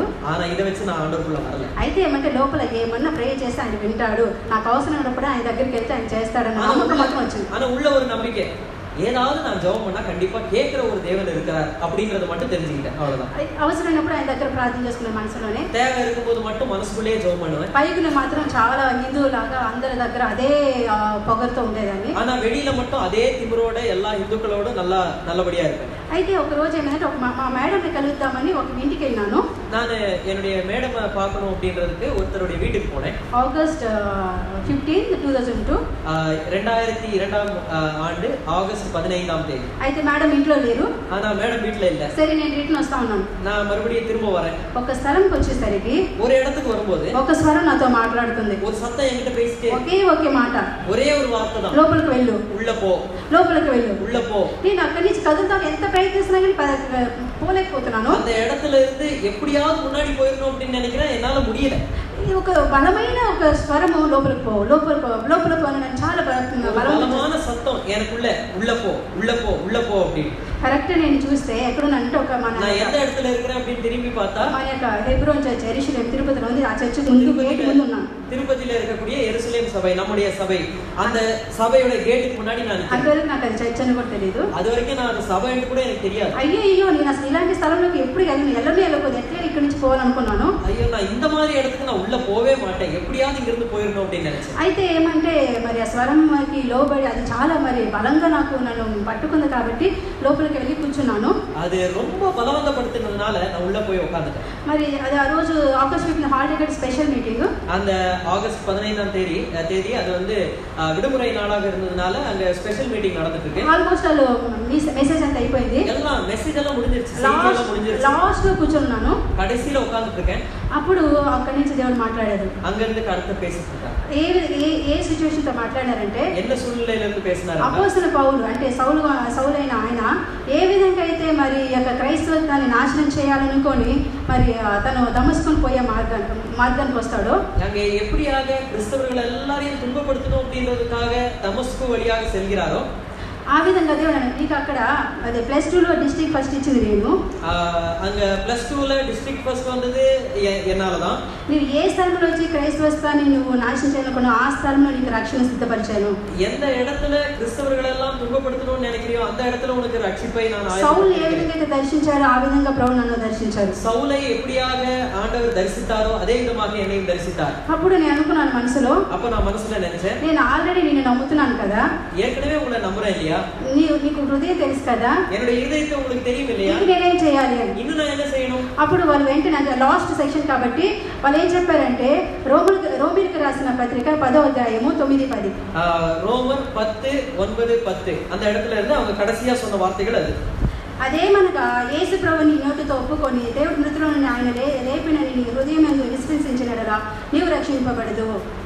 ఏలయనగా నీతి కలిగినట్టు మనుష్యుడు హృదయంలో విశ్వసించు, రక్షణ కలిగినట్లు నోటితో ఒప్పుకొను.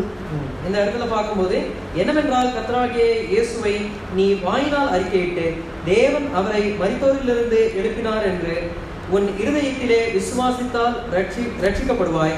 நீதி உண்டாக இருதயத்திலே விசுவாசிக்கப்படும், ரட்சிப்புண்டாக வாயினாலே அறிக்கை பண்ண வேண்டும். హృదయంలో విశ్వసిస్తే సరిపోదు, இருதயத்தில் விசுவாசித்தால் போதாது, నీ నోటి ద్వారా ఒప్పుకోవాలి. உன்னுடைய வாயினால் அதை அறிக்கையிட வேண்டும். నువ్వు మనుషుల మధ్య ఒప్పుకోకపోతే, நீ மனிதர்கள் முன்பாக நீ ஒத்துக்கொள்ளவில்லை என்றால் నేను ఒప్పుకోను, நானும் கூட உன்னை ஒத்துக்க மாட்டேன். అది దేవుడు మాట్లాడే స్పష్టంగా నాకు అర్థమవుతుంది. அது கர்த்தர் பேசுறது ரொம்ப தெளிவா என்னால கேட்க முடியுது. చిన్న వయసు నుంచి ప్రభు నాతో ఎలా ఉన్నారని అన్ని నా ముందు తీసుకొచ్చినారు. சின்ன వయసుல இருந்து எப்படியெல்லாம் நான் இருந்தேன், எப்படியெல்லாம் இருக்கணும் அப்படின்னு நான் நினைச்சேனோ அது எல்லாத்தையும் எனக்கு முன்பாக கொண்டு வந்தார். ఆ జీవ వాక్యంలో నాలో లోపల నుంచి ఒక ఉజ్జీవం తీసుకొస్తా ఉంది. அந்த ஒரு சிறு వార్తయాனது எனக்கு உள்ள இருந்து ஒரு புத்துணர்ச்சியை அது கொண்டு வந்தது. మరి అది స్పెషల్ మీటింగ్ కాబట్టి ఆల్టర్ కాల్ ఇచ్చారు. அந்த ஸ்பெஷல் மீட்டிங்கா இருந்ததனால அங்க கடைசில அழைப்பு கொடுத்தார்கள். మీరు ఎవరైనా సరే ఈ విధంగా ప్రార్థన చేసినట్లయితే మీరు చేయొద్దని మీ కొరకు నేను ప్రార్థిస్తానన్నారు. நீங்க யாராவது ஒரு தீர்மானத்தை எடுத்திருப்பீர்களானால் தயவு செய்து உங்களுடைய கைகளை உயர்த்துங்கள், உங்களுக்காக ஜெபிக்கிறோம் என்று சொன்னார்கள். ఫస్ట్ నా చేయి గట్టిగా పట్టుకున్నాను, ఎక్కడ గట్టిగా పుడిచిட்டேன், எடுக்க கூடாது. అయితే పరిశుద్ధాత్మ దేవుడు మరి నాలో కార్యం చేయబట్టి మొత్తానికి పోరాటం నుంచి విడుదల చేసి నేను చేయెత్తాను. ஆனா பரிசுத்த ஆவியானவர் அந்த போராட்டத்தை எல்லாவற்றையும் மீறி நான் கை எடுக்கும்படியாக செய்தார். ఆ తర్వాత మరి ప్రభువైన యేసుక్రీస్తు నా సొంత రక్షకుడిగా అది నేను అంగీకరించాను. கர்த்தராகிய இயேசு கிறிஸ்துவை என்னுடைய சொந்த ரட்சகராக ஏற்றுக்கொண்டேன். చాలా సంతోషంగా ఉంది. எவ்வளவு சந்தோஷமா இருக்கு. ఇంకొకటి ఏమంటే మా ఫ్రెండ్స్ క్రిస్టియన్స్ అని ఎవరు ఆ రోజు ఆ రోజు ఆ మీటింగ్కి రాలేదు. அன்னைக்கு பார்த்து என் கூட இருந்த கிறிஸ்தவர்கள் அந்த மீட்டிங்க்கு வரல. சரி నేను రూమ్కి వెళ్ళిన తర్వాత వాళ్ళందరికీ నేను చెప్పాను. రూమ్కి పోன பிறகு அவங்களுக்கெல்லாம் சொன்னேன். వాళ్ళు సంతోషించారు. அவங்களும் ரொம்ப சந்தோஷப்பட்டாங்க. అయితే నైట్ నాకు చాలా భయం వేసింది. ஆனா நைட் ரொம்ப பயமானது. భయంకరమైన ఆలోచనలు. பயங்கரமான ఆలోచనలు. సరే నువ్వైతే ఎటు మరి ఇదంతా నమ్మట్లేదు, తిరుపతి అంతా నమ్మట్లేదు, నువ్వైతే ఈ తిరుపతి అంతా నమ్మేది లేదు, నన్ను నా మనసు నాతో మాట్లాడుతా. நீ எப்படி இருந்தாலும் இந்த திருப்பதியில இருக்கிற காரியங்கள் எல்லாம் நம்புறது கிடையாது. చాలా జ్ఞానవంతులు సైంటిస్టులు ఎంతో మంది మరి తిరుపతి అంతా నమ్ముతున్నారు. వాళ్ళంతా వెరివాళ్ళ. அப்போ எத்தனையோ ஞானிகள் எவ்வளவு பெரிய பெரிய ஆளுங்கெல்லாம் இந்த திருப்பதியில இருக்கிற காரியங்கள் எல்லாம் நம்புறாங்களே, அப்ப அவங்க எல்லாம் பைத்தியமா? మరి ఎంతో మంది లోకంలో ఉన్నవారంతా హిందూయిజాన్ని ఫాలో అవుతున్నారు. వాళ్ళ పిచ్చి వాళ్ళ. அப்போ இந்த உலகத்துல எத்தனையோ ஆயிரம் லட்சக்கணக்கான பேர்கள் இந்துக்களா இருக்கிறாங்களே, அவங்க எல்லாம் பைத்தியக்காரங்களா? అప్పుడు నాకు ఒక డౌట్ వచ్చింది. அப்போ எனக்கு ஒரு சந்தேகம். యేసు నిజమైన దేవుడు, యేసు దేవుడు నాకు అర్థమైంది. యేసు கிறிஸ்து தான் தேவன் என்று எனக்கு புரிந்தது. ఆయన మాత్రమే దేవుడు, అయితే వీళ్ళందరూ కూడా ఉన్నారు. அப்போ அவர் மட்டும்தான் தேவனா இல்லன்னா இவங்க எல்லாரும் கூட தேவர்களா இருக்காங்க? వీళ్ళు కోపం వచ్చి నా మీద ఏం చేస్తే அந்த தேவர்கள் எல்லாம் வந்து எனக்கு ஏதாவது செஞ்சுட்டாங்கன்னா, అలాంటి భయంతో నాకు 103 జ్వరం వచ్చేసింది. அப்போ அந்த பயத்திலேயே எனக்கு 103 டிகிரி జ్వరం வந்துச்சு. అయితే నైట్ నాకు ఒక కల వచ్చింది. அப்போ இரவு நேரத்துல எனக்கு ஒரு கனவு வந்தது. నిజమైన దేవుడి కొరకు ఎదురు చూస్తున్న వారు మీరు బయటికి రండి అని ఒక స్వరం వినపడింది. உண்மையான தேவனுக்காக எதிர்பார்க்கிறவர்கள் எல்லாம் நீங்க வெளியே வாங்க அப்படின்ற ஒரு சத்தம் வருது. అప్పుడు మరి నేను బయటికి వెళ్ళాను. அப்ப நான் வெளியே போனேன். అయితే ఆకాశం తెరబడి మరి ప్రకాశమైన ఒక శిలువ దృశ్యం దేవుడు నాకు చూపించారు. அங்கே வானம் திறக்கப்பட்டு ஒரு சிலுவையின் காட்சியை கர்த்தர் எனக்கு காண்பித்தார். మళ్ళీ అదే స్వరం, నేనే మార్గము సత్యం జీవం, నా ద్వారా తప్ప ఎవరునూ దేవుడి దగ్గరికి రాలేరు. நானே வழி சத்தியம் ஜீவன், என்னை தவிர வேற யார் மூலமாகவும் நீ உள்ளே வர முடியாது. సో ఫుల్ గా కంప్లీట్ గా ప్రభువైన యేసుక్రీస్తు మాత్రమే దేవుడని నేను నమ్మాను. அப்போ கர்த்தராகிய இயேசு கிறிஸ்து மட்டும்தான் தேவன் என்றதை நான் நம்பினேன். అయితే నేను మరి మా ఫ్రెండ్స్ తో కలిపి బైబిల్ చదువుతున్నాను, చర్చికి వెళ్తున్నాను, అలా జీవితం సాగిపోతూ ఉంది. அப்போ என்னுடைய ஜீவியம் அப்படியாக நடந்து கொண்டிருக்கிறது. சபைக்கு செல்வேன், பைபிள் வாசிப்பேன், ரூம்ல இருந்துட்டு எல்லாம் பண்ணுவேன். అయితే నేను 4th ఇయర్కి వచ్చేసాను. అంటే ఇదంతా జరిగింది ఫస్ట్ ఇయర్ లో. இதெல்லாம் நடந்தது முதல் ஆண்டு ஃபர்ஸ்ட் இயர்ல. అయితే 4th ఇయర్కి వచ్చినప్పుడు இப்போ நான் 4th ఇయర్ ఒక ఫ్రెండ్ ని మీట్ అవుదామని ఒక రూమ్ కి వెళ్ళాను. ஒரு ஃப்ரெண்ட அழைக்கணும், அவங்கள தேடி எந்த ரூம்னு தெரியாம ஒவ்வொரு ரூமா தேடி அலைஞ்சிட்டு இருந்தேன் அந்த யுனிவர்சிட்டி. ఒక రూమ్ ఓపెన్ చేశాను. ஒரு రూమ్ அப்படி திறந்த உடனே అక్కడ ఒక బైబిల్ స్టడీ జరుగుతుంది. அந்த இடத்துல பைபிள் ஸ்டடி நடக்குது. సారీ బై మిస్టేక్ వచ్చాను చెప్పాను. ஐயோ சாரி மன்னிச்சிருங்க, தெரியாம வந்துட்டேன் அப்படினு உடனே வெளிய வந்தேன். అప్పుడు పర్వాలేదు వచ్చి కూర్చో అన్నారు. அவங்க என்ன பண்ணிட்டாங்க, இல்ல பரவாயில்ல உள்ள வந்து உட்காருங்க கொஞ்சம். సరే పాపం వాళ్ళు పిలిచారు కదా, మర్యాద కోసం లోపల వెళ్ళి కూర్చున్నాను. அவங்க கூப்பிட்டாங்களே அப்படின்றதுக்காக మర్యాదக்காக ఉள்ள పోయి ఉட்கார்ந்தேன். అది EU ద్వారా జరిగే బైబిల్ స్టడీ. அது EU மூலமாக நடக்கிற ஒரு பைபிள் ஸ்டடி. అయితే ఆ బైబిల్ స్టడీలో ప్యాసేజ్ ఇదన్నమాట. அந்த பைபிள் ஸ்டடியில அவங்க படிச்சிட்டு இருந்த பகுதி இது. లూకా అధ్యాయము, లూకా సువార్త, லூக்கா எழுதின சுவிசேஷம் 13వ అధ్యాయము 13వ அதிகாரம் 6 నుంచి 9 వరకు. 6 ல இருந்து 9 யாராவது ஒருத்தர் வாசிங்க.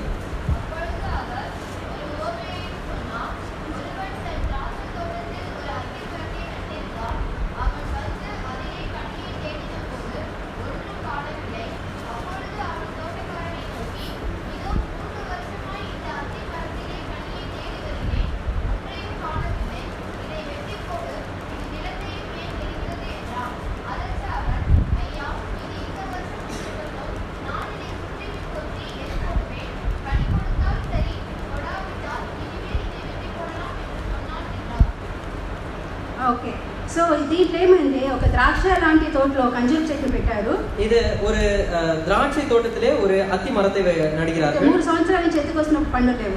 3 வருடமாக தேடி வந்தாலும் எந்த விதமான பலனும் అప్పుడు இல்லை. దేవుడు నాతో చాలా తెలివిగా మాట్లాడారు. அப்போ தேவன் என்னோட மிக தெளிவாக பேசினார். అంజూరపు చెట్టు లాంటి దాన్ని నీకు నేను రక్షించి మరి నా యొక్క పరిశుద్ధిలో పెట్టాను. ஒரு அத்தி மரத்தை போல இருக்கக்கூடிய உன்னை ரட்சித்து இந்த திராட்சை தோட்டத்துல பரிசுத்தவான்கள் மத்தியில நான் வைத்தேனே. 3 సంవత్సరాలు చూస్తున్నాను. 3 வருடமாக நான் பார்க்கிறேன். నీ జీవితంలో మరి మారు మనసు తగ్గ ఫలాలు నేను చూడలేదు.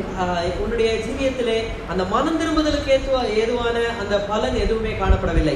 అప్పుడు నేను అనుకున్నాను, அப்ப நான் நினைச்சேன், ప్రభువా మీరే నిజమైన దేవుని నమ్మాను కదా, நீங்க தான் உண்மையான தேவன் என்று మీరు రక్షకుడిని నమ్మాను కదా நீர் தான் ரட்சகர் என்று అని మనసులో అనుకున్నప్పుడు అక్కడి నుంచి ఒక స్వరం పడింది, దయ్యాలు కూడా ఆయనే రక్షకుడిని నమ్ముతారు. அப்போ அங்க உள்ள இருந்து ஒரு சத்தம் எனக்கு கேக்குது, பேய்களும் கூட தான் నమ్మో అవుదా రక్షకుడు. మరి నీకు ఇంకేం చేయాలి ప్రభా? அப்ப நான் இன்னும் என்னதான் செய்யணும் ஆண்டவரே?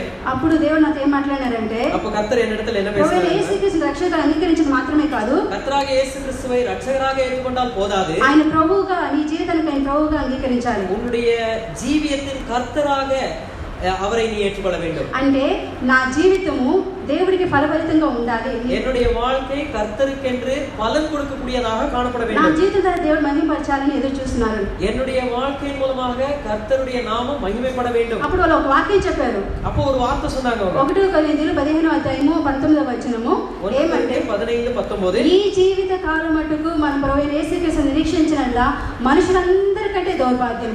அதுல என்ன சொல்லப்பட்டிருக்குன்னா, இம்மைக்காக மட்டுமே நீ கர்த்தரை விசுவாசிப்பாயானால் உன்னை விட 1 కొరింథీయులు 15:19 எல்லா மனுஷரை பார்க்கிலும் பரிதவிக்கப்பட்டவராக இருப்பாய் என்று சொல்லப்பட்டிருக்கிறது. అంటే నేను అంత ఆ స్టేజ్ లో నేను రక్షింపబడే ఆ స్టేజ్ లో ఉండిపోతే నేను చాలా దౌర్భాగ్యమైన స్థితి. நான் ரட்சிக்கப்பட்ட அந்த நிலைமையிலேயே நான் இருந்துட்டேன்னா நான் மிகவும் பரிதவிக்கப்பட்டவளாக காணப்படுவேன். నేను అది నేను ఫలించేగా ఉండాలని ప్రభు నాతో మాట్లాడారు. நான் பலன் கொடுக்கக்கூடியவளாக இருக்க வேண்டும் என்று கர்த்தர் வாஞ்சிக்கிறார். అప్పుడు వాళ్ళు ఒక మాట చెప్పారు. அப்போ ஒரு வார்த்தை அவர்கள் கூறினார்கள், ఇంత గొప్ప రక్షణ నిర్లక్ష్యం చేసిన ఎలా తప్పించుకుందావు? இவ்வளவு பெரிய ரட்சிப்பை நீ அலட்சியப்படுத்தினால் நீ எப்படி தப்பித்துக் கொள்வாய்? అంటే ఇంతకాలం నా దేవుడు నాకు ఇచ్చిన రక్షణ నిర్లక్ష్యం చేసి వచ్చాను. இத்தனை நாட்களாக கர்த்தர் எனக்கு கொடுத்த அந்த ரட்சிப்பை நான் அலட்சியப்படுத்திக் கொண்டு வந்தேன். నా కొరకు మాత్రం జీవిస్తూ వచ్చాను. எனக்காக மட்டுமே நான் అయితే ஜீவித்தேன். ఆ రోజు దేవుడు నాతో మాట్లాడిన విధానం బట్టి அன்றைக்கு கர்த்தர் என்னோடு பேசின காரணத்தினால் నేను ఆయన దగ్గర నిర్ణయం చేసి ఇక మీద బ్రతుకుట క్రీస్తు కొరకే. இனிமேல் நான் ஜீவிப்பது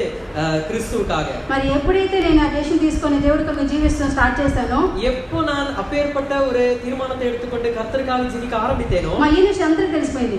யூனிவர்சிட்டியில இருக்கிற அத்தனை பேருக்கு தெரிஞ்சிருச்சு. ప్రొఫెసర్ అందరూ ఒకసారి ఒక కాన్ఫరెన్స్ నుంచి నన్ను పిలిచారు. ప్రొఫెసర్கள் எல்லாம் அந்த ஆசிரியர்கள் எல்லாம் ஒரு கான்ஃபரன்ஸ் வைத்து என்னை அழைத்தார்கள். ఎందుకు నువ్వు ఇట్లా మారిపోయావు? ஏன் நீ இப்படி கிறிஸ்தவளாக ఎవరు மாறினாய்? నీకు డబ్బులు ఇచ్చారు? யார் உனக்கு காசு ఎవరు கொடுத்தாங்க? నీకు బ్రెయిన్ వాష్ చేశారు? யார் உன்னுடைய மூளையை இந்த விதமாக மாற்றினார்கள்? మరి వాళ్ళందరి మీద ఒకే మాట చదివాను, యేసు ప్రభు నిజమైన దేవుడు అని నేను నమ్మాను మేడం, దేవుడు నాతో మాట్లాడినారు అని చెప్పేసి ముగించేస్తాను. ஒரே வார்த்தையில அவங்க முடிச்சிட்டேன். இயேசு கிறிஸ்து தான் உண்மையான தேவன் என்று நான் விசுவாசித்தேன், அதனால்தான் நான் நம்பினேன் என்று முடித்து விட்டேன். అలాగనే ఇంక నువ్వు పో అన్నారు. அவ்வளவுதான், நீ செல்லலாம் என்று சொன்னார். అప్పటి నుంచి ఏ ప్రొఫెసర్ నాతో మాట్లాడేవారు కాదు. அப்பத்துல இருந்து எந்த ஆசிரியர்களும் என்னோட பேச மாட்டாங்க. కావాలని క్లాసులు ఏదో క్వశ్చన్ అడిగి నన్ను క్లాస్ నుంచి బయట పంపించేవాళ్ళు. ஏதோ ஒரு கேள்வியை கேட்டு நான் பதில் சொல்ல கூடாத ஒரு கேள்வியை கேட்டு என்னை வெளியே அனுப்பிச்சிடுவாங்க. తర్వాత ప్రాక్టికల్స్ అంతా వాళ్ళే మార్క్స్ వేస్తారు. பிராக்டிகல் எல்லாம் அவர்கள் தான் மதிப்பெண்கள். థియరీ బయట వాల్యుయేషన్ జరుగుతుంది. தியரி மட்டும் தான் வேற இடத்துல மதிப்பெண்கள் போடுவாங்க. చాలా మరి తక్కువ మార్క్స్ వేశారు. எனக்கு மிக குறைந்த மதிப்பெண்கள் போடுவாங்க. అయితే మరి దేవుని గ్రూప్ బట్టి అయితే నేను సెకండ్ ర్యాంక్ వచ్చాను.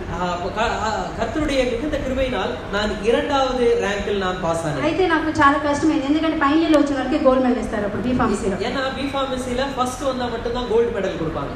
అప్పుడు మరి నేను బాధపడుతున్నప్పుడు దేవుడు ఈ క్షయమైన ఈ గోల్డ్ మెడల్ కోసం ఎందుకు బాధపడతావు, అక్షయమైన జీవి కిరీటం నీకు ఇస్తాను దేవుడు నన్ను ఆదరించారు. அப்போ கர்த்தர் என்கிட்ட வந்து ஆறுதல் சொன்னார், நீ இந்த அழிந்து போகக்கூடிய இந்த கோல்டு மெடலுக்காக நீ ஏன் கவலைப்படுற, உனக்கு அழிவில்லாத ஒரு கிரீடத்தையே நான் தர்றேன் வா அப்படின்னு சொன்னேன். తర్వాత గేట్ ఎగ్జామ్ అని ఒక ఎగ్జామ్ ద్వారా నాకు ఎంఫార్మసీకి ఆంధ్ర యూనివర్సిటీ సీట్ దొరికింది. கேட் எக்ஸாம் என்ற ஒரு எக்ஸாம் மூலமாக ஆந்திரா யூனிவர்சிட்டியில் படிக்கக்கூடிய ஒரு தருணம் எனக்கு எம்ஃபார்மசி கிடைச்சது. అయితే అక్కడ యవ్వన కాలం ఉన్నాను కాబట్టి యవ్వన కాల భావన నన్ను ఎంతో ఆకర్షిస్తుండేది. அப்போ நான் வாலிப வயதுல இருந்த காரணத்தினால் அந்த வாலிப வயதின் அந்த ஈர்ப்புகள் எல்லாம் என்னை ஈர்த்து கொண்டிருந்தது.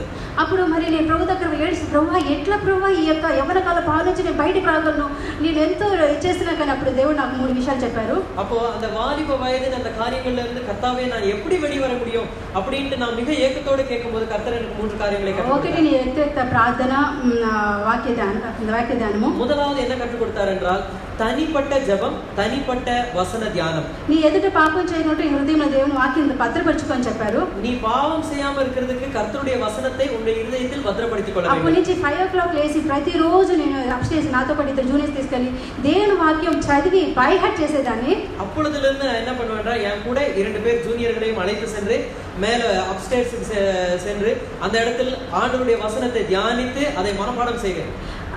తద్వారా మరి ఇంకో సెకండ్ ఇంకోటి చెప్పారు దేవుడు. இரண்டாவது காரியம் இன்னொன்னு சொல்றாரு. నీ యొక్క మరి యవనకాలంలో చాలా కష్టపడి పని చేయాలి.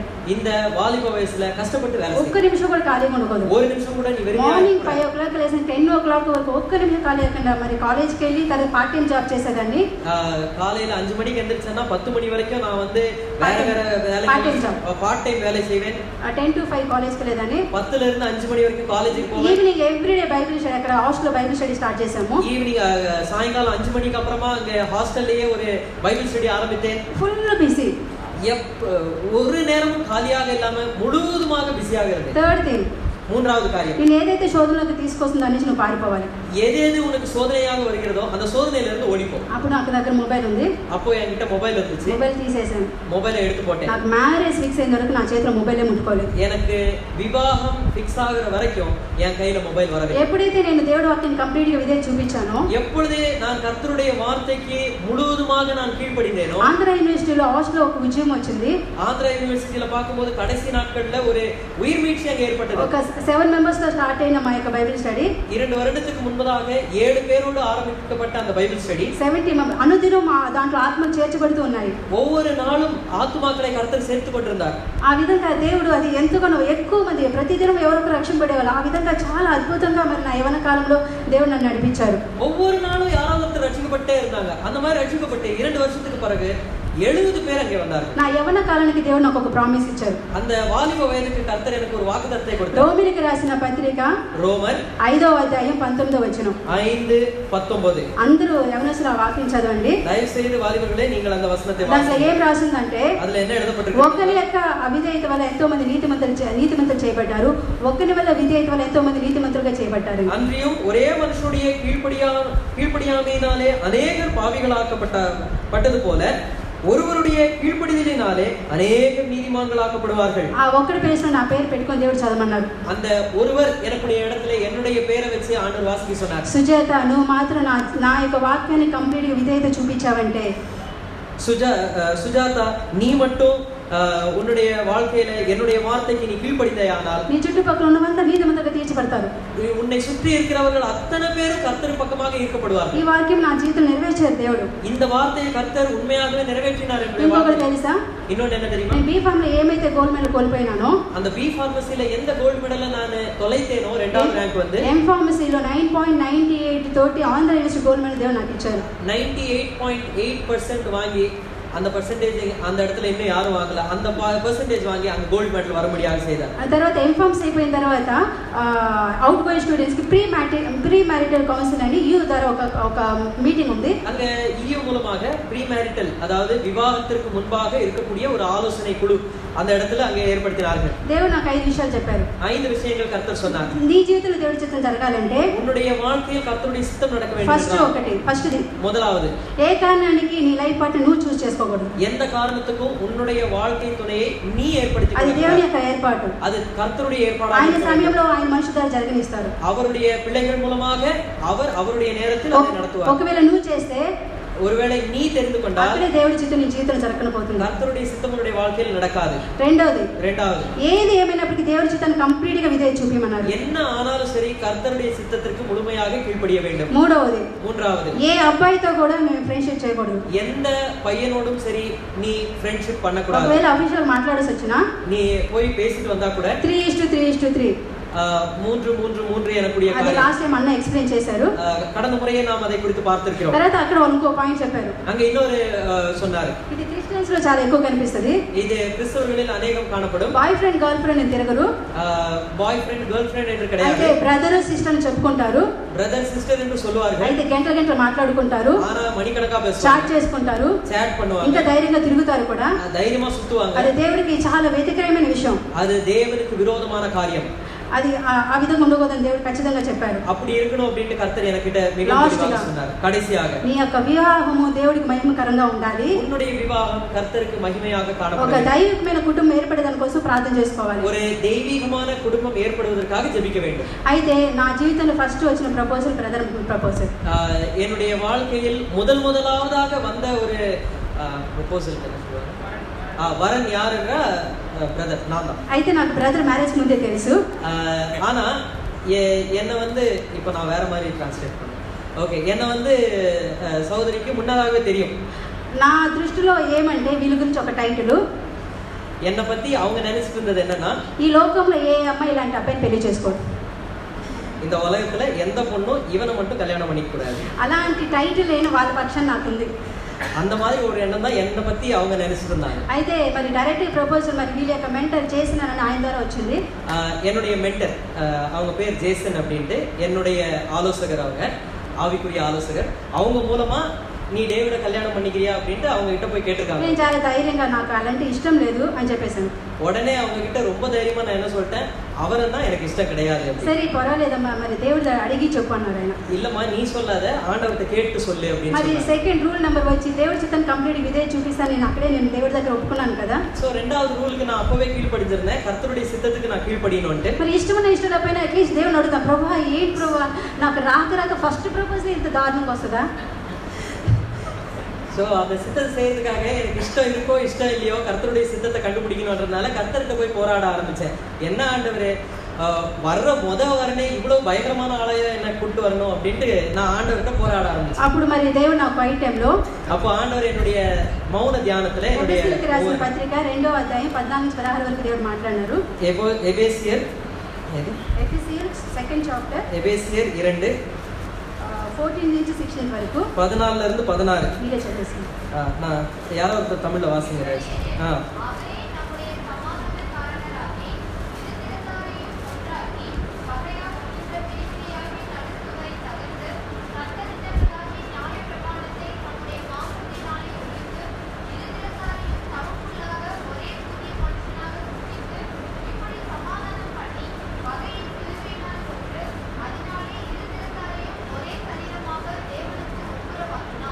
మరి దేవుడు ఎంతో క్లియర్ గా చాలా స్పష్టంగా ఆయన యొక్క చిత్తాన్ని నాకు తెలియజేశారు. எவ்வளோ தெளிவாக கர்த்தர் அவருடைய சித்தத்தை தெரியப்படுத்தினார். మరి ఇంకా ఎన్నో వాక్యాల ద్వారా దేవుడు నన్ను బలపరిచారు. இன்னும் ఎన్నో వచనங்கள் మూలமாக అయితే నాకు చాలా భయం, ஆனா பயம், నాకు చాలా దిగులు, எவ்வளோ ஏதோ ஒரு விதமான உள்ள பயம் இருந்துச்சு.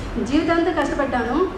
ஐயோ இதுவரைக்கும் நான் ஹாஸ்டல்ல இருந்து வாழ்க்கையெல்லாம் கஷ்டப்பட்டேன், ఈయన చేసుకొని ఇంకా కష్టపడాలా, இவரை வேற கல்யாணம் பண்ணிட்டு இன்னும் மீதி இருக்கிற வாழ்க்கையும் கஷ்டப்படணுமா. అప్పుడు సరే ఫైనల్ గా దేవుడి దగ్గర మరి నా బుద్ధిహీనతో లేకపోతే మరి అప్పుడున్న మరి నా విశ్వాసం చాలా లోగున్నాను కట్టి నాకు చెప్పుకోవడానికి దేవుడి దగ్గర ఒక కండిషన్ చెప్పాను, ఒకటి అడిగాను. அந்த நேரத்துல நான் யார்கிட்டயும் போய் சொல்லிக்க முடியாம என்னுடைய விசுவாசம் ரொம்ப குறைஞ்சதா அந்த நேரத்துல இருந்ததுனால கர்த்தர் இடத்துல ஒரு கண்டிஷன் போட்டேன். 2009 2009ஆம் ஆண்டு அது டிசம்பர் 31 కి 2008 டிசம்பர் 31, அதாவது 2009க்கு போறதுக்கு முன்னாடி, ప్రభువా ఇది నీ చిత్తమైతే கர்த்தாவே இது உம்முடைய சித்தமா இருந்தா ఆయనకి నాకు ఒకే వాగ్దానం రావాలి.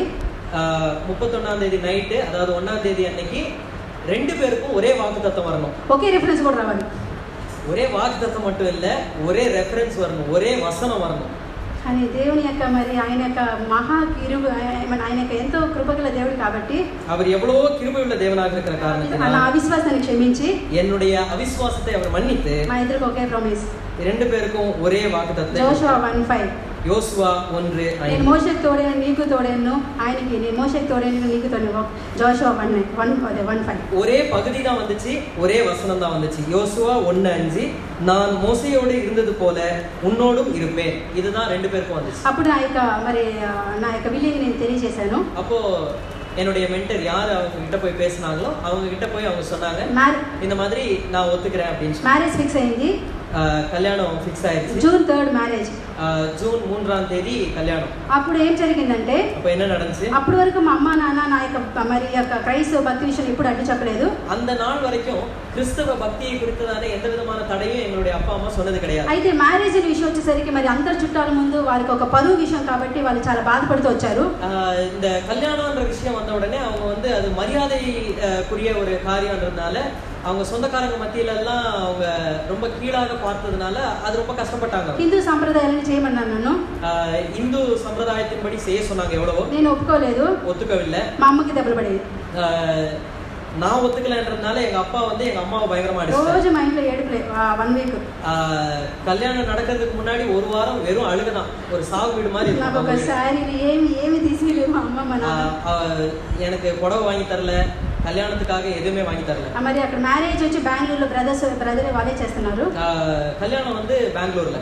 అయితే రిజర్వేషన్ కూడా నేను మా చెల్లెళ్ళే మరి మొత్తం ఒక 20 మెంబర్స్ చుట్టాలకి రిజర్వేషన్ చేయించాము. மொத்தமாவே எங்க சைடுல இருந்து 20 பேர் தான் டிக்கெட் ரிசர்வ் பண்ணாங்க. అయితే టికెట్ రిజర్వ్ చేసాము. మరి జూన్ 1 మేము బయలుదేరాము.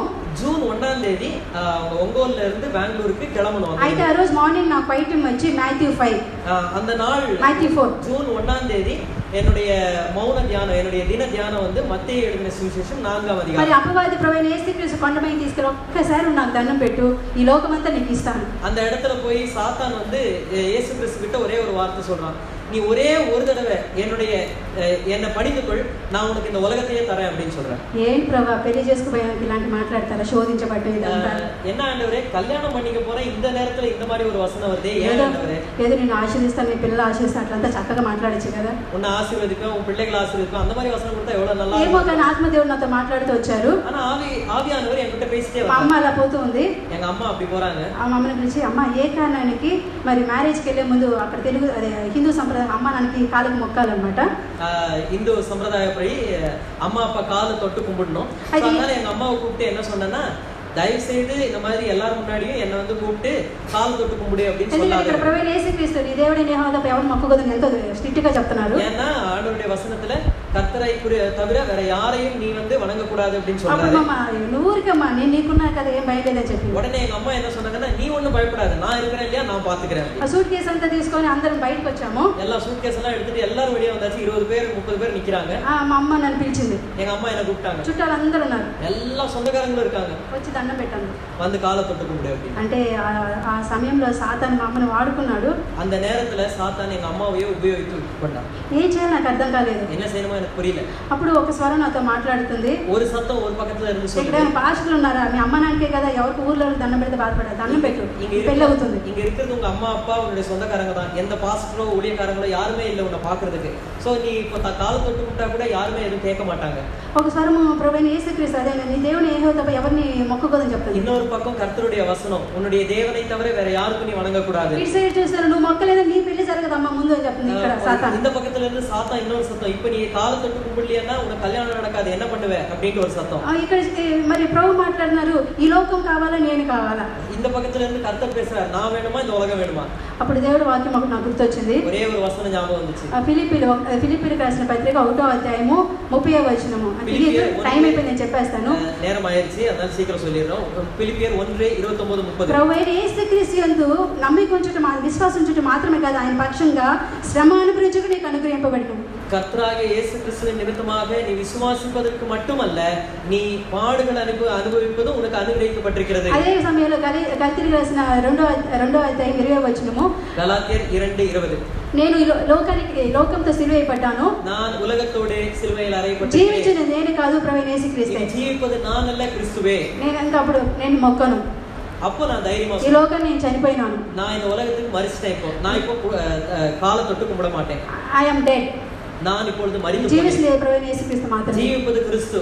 ఈ పెళ్లి జరగకపోయినా పర్వాలేదు, இந்த கல்யாணம் நடக்கலனாலும் பரவாயில்லை, అలానే నుంచుని పోయినాను. அப்படியே నిன்னுட்டேன். మా చెల్లి చాలా చిన్నది. என்னுடைய தங்கச்சி அப்போ ரொம்ப சின்ன பொண்ணு. ఇంత దొల్లి ఏడుస్తుంది.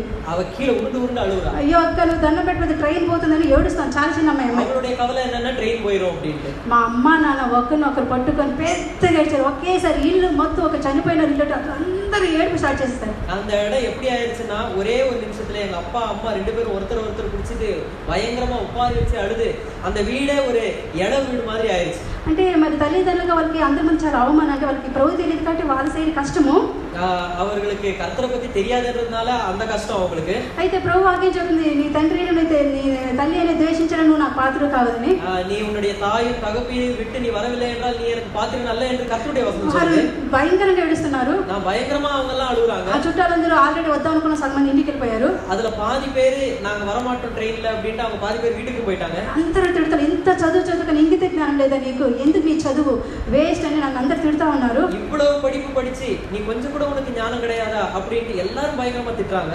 ఏది ఏమైనప్పటికీ నేను ఈ లోకానికి చనిపోయినాను. என்ன ஆனாலும் சரி, நான் இந்த உலகத்துக்கு நான் செத்து போனேன். ఆ తర్వాత ఒక పెద్ద ఆయన వచ్చి మా నాన్నగారితో మాట్లాడారు. அப்போ ஒரு பெரிய மனுஷன் வந்து எங்க அப்பா கிட்ட பேசினார். అమ్మాయిని తీసుకెళ్లి బెంగళూరు వదిలేసే, அந்த பொண்ணை கூட்டிட்டு போய் பெங்களூர்ல నీకు కూతురు చచ్చిపోయింది అనుకుని వచ్చేసే, உனக்கு ஒரு மகன் செத்துட்டா அப்படின்னு நினைச்சிட்டு நீ விட்டுட்டு வந்துரு. నా పెళ్ళైన తర్వాత మా అమ్మ మా నాన్న కంటే ఎవరు నాతో మాట్లాడలేదు. கல்யாணம் நடந்து முடிகிற வரைக்கும் எங்க அம்மா அப்பா என் கூட வந்த சொந்தக்காரங்க ஒருத்தர் கூட என்கிட்ட பேசல. ఏడ్చి ఏడ్చి నాకు కన్నీళ్ళే లేకపోయింది. அழுது அழுது அங்க கண்ணீரே இல்லாம போயிடுச்சு. మ్యారేజ్ రోజు ఫస్ట్ డే ఎర్లీ మార్నింగ్ దేవుడు నాకు ఒక వాగ్దానం ఇచ్చాడు.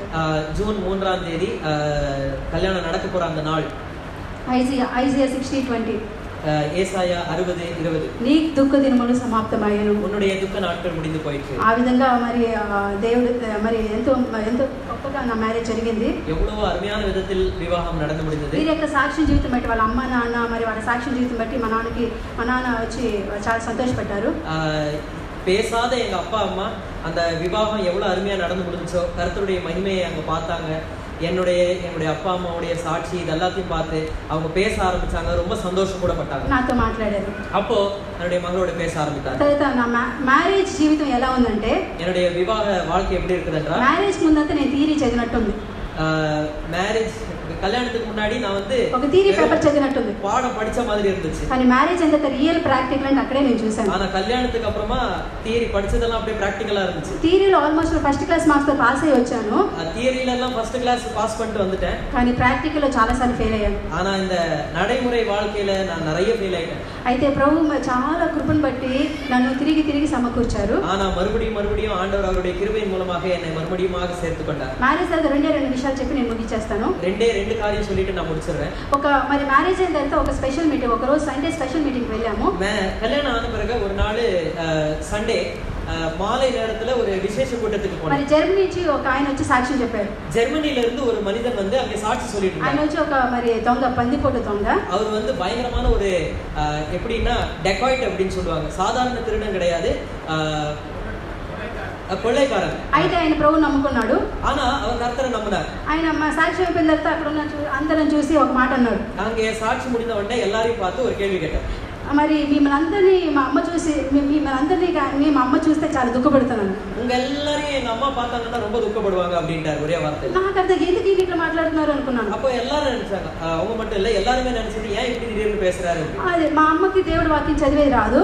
எங்க அம்மாக்கு கர்த்தருடைய வார்த்தையை வாசிக்க வராது. మరి దేవుడి వాక్యంలో ఇలా ఉంది అని విని ఆమె లోబడింది. ஆனா கர்த்தருடைய வசனத்துல ஏதாவது இருக்கு அப்படின்னு கேட்டுட்டாங்கன்னா உடனே கீழ்ப்படிவாங்க எங்க அம்மா. అయితే మీ వేషధారణ చూస్తే మీ అలంకరణ చూస్తే లోకంలో ఉన్న వరకన్నా దారుణంగా ఉన్నారు. ஆனா நீங்க பண்ணிட்டு இருக்கிற அலங்காரம் நீங்க போட்டுட்டு இருக்கிறதெல்லாம் பார்த்தான்னா உலகத்துல இருக்கிறவங்கள விட பயங்கரமா நீங்க போட்டுட்டு இருக்கீங்களே. అప్పుడు నేను అనుకున్నాను ఏంటి ప్రభా మరి అప్పుడు నేను గోల్ పెట్టుకున్నాను. యాక్చువల్లీ దాని ముందు ఏమంటే నాకు నల్ల పూసలు కావాలి అవన్నీ కావాలని బ్రదర్ని చాలా ఇసిగిచ్చి నెక్స్ట్ రోజు మండే ఒక ఫంక్షన్ ఉంది అవన్నీ తెచ్చుకొని ముచ్చారు ఏమో తెచ్చుకొని రెడీగా ఫంక్షన్ రెడీ అయ్యి రెడీగా బాక్స్లో పెట్టుకున్నాను. அடுத்த நாள் திங்கட்கிழமை அந்த நாள் வந்து எங்க வீட்டுல ஒரு ஃபங்க்ஷன் இருக்கு. அதுக்காக என்ன பண்ணாங்கன்னா என்னுடைய மனைவிக்கு ரொம்ப இஷ்டமான விஷயங்கள் என்னன்னா நல்ல வளையல்கள், நல்ல காதுக்கு கம்மல், அதுவும் இந்த ஆந்திராக்காரங்க போட்டுக்குவாங்க கருப்பு மணி அப்படின்னு இதெல்லாம் ரொம்ப இஷ்டம். காலுக்கு மெட்டி போடுவாங்க, இதெல்லாம் ரொம்ப இஷ்டம். இதெல்லாம் என்ன ரொம்ப வற்புறுத்தி வாங்கி வச்சிருந்தாங்க. மண்டே திங்கக்கிழமை போட்டுக்கணும். எனக்கு தெரியாம வாங்கிட்டாங்க. வேற ஆண்டி తీసిచ్చారు.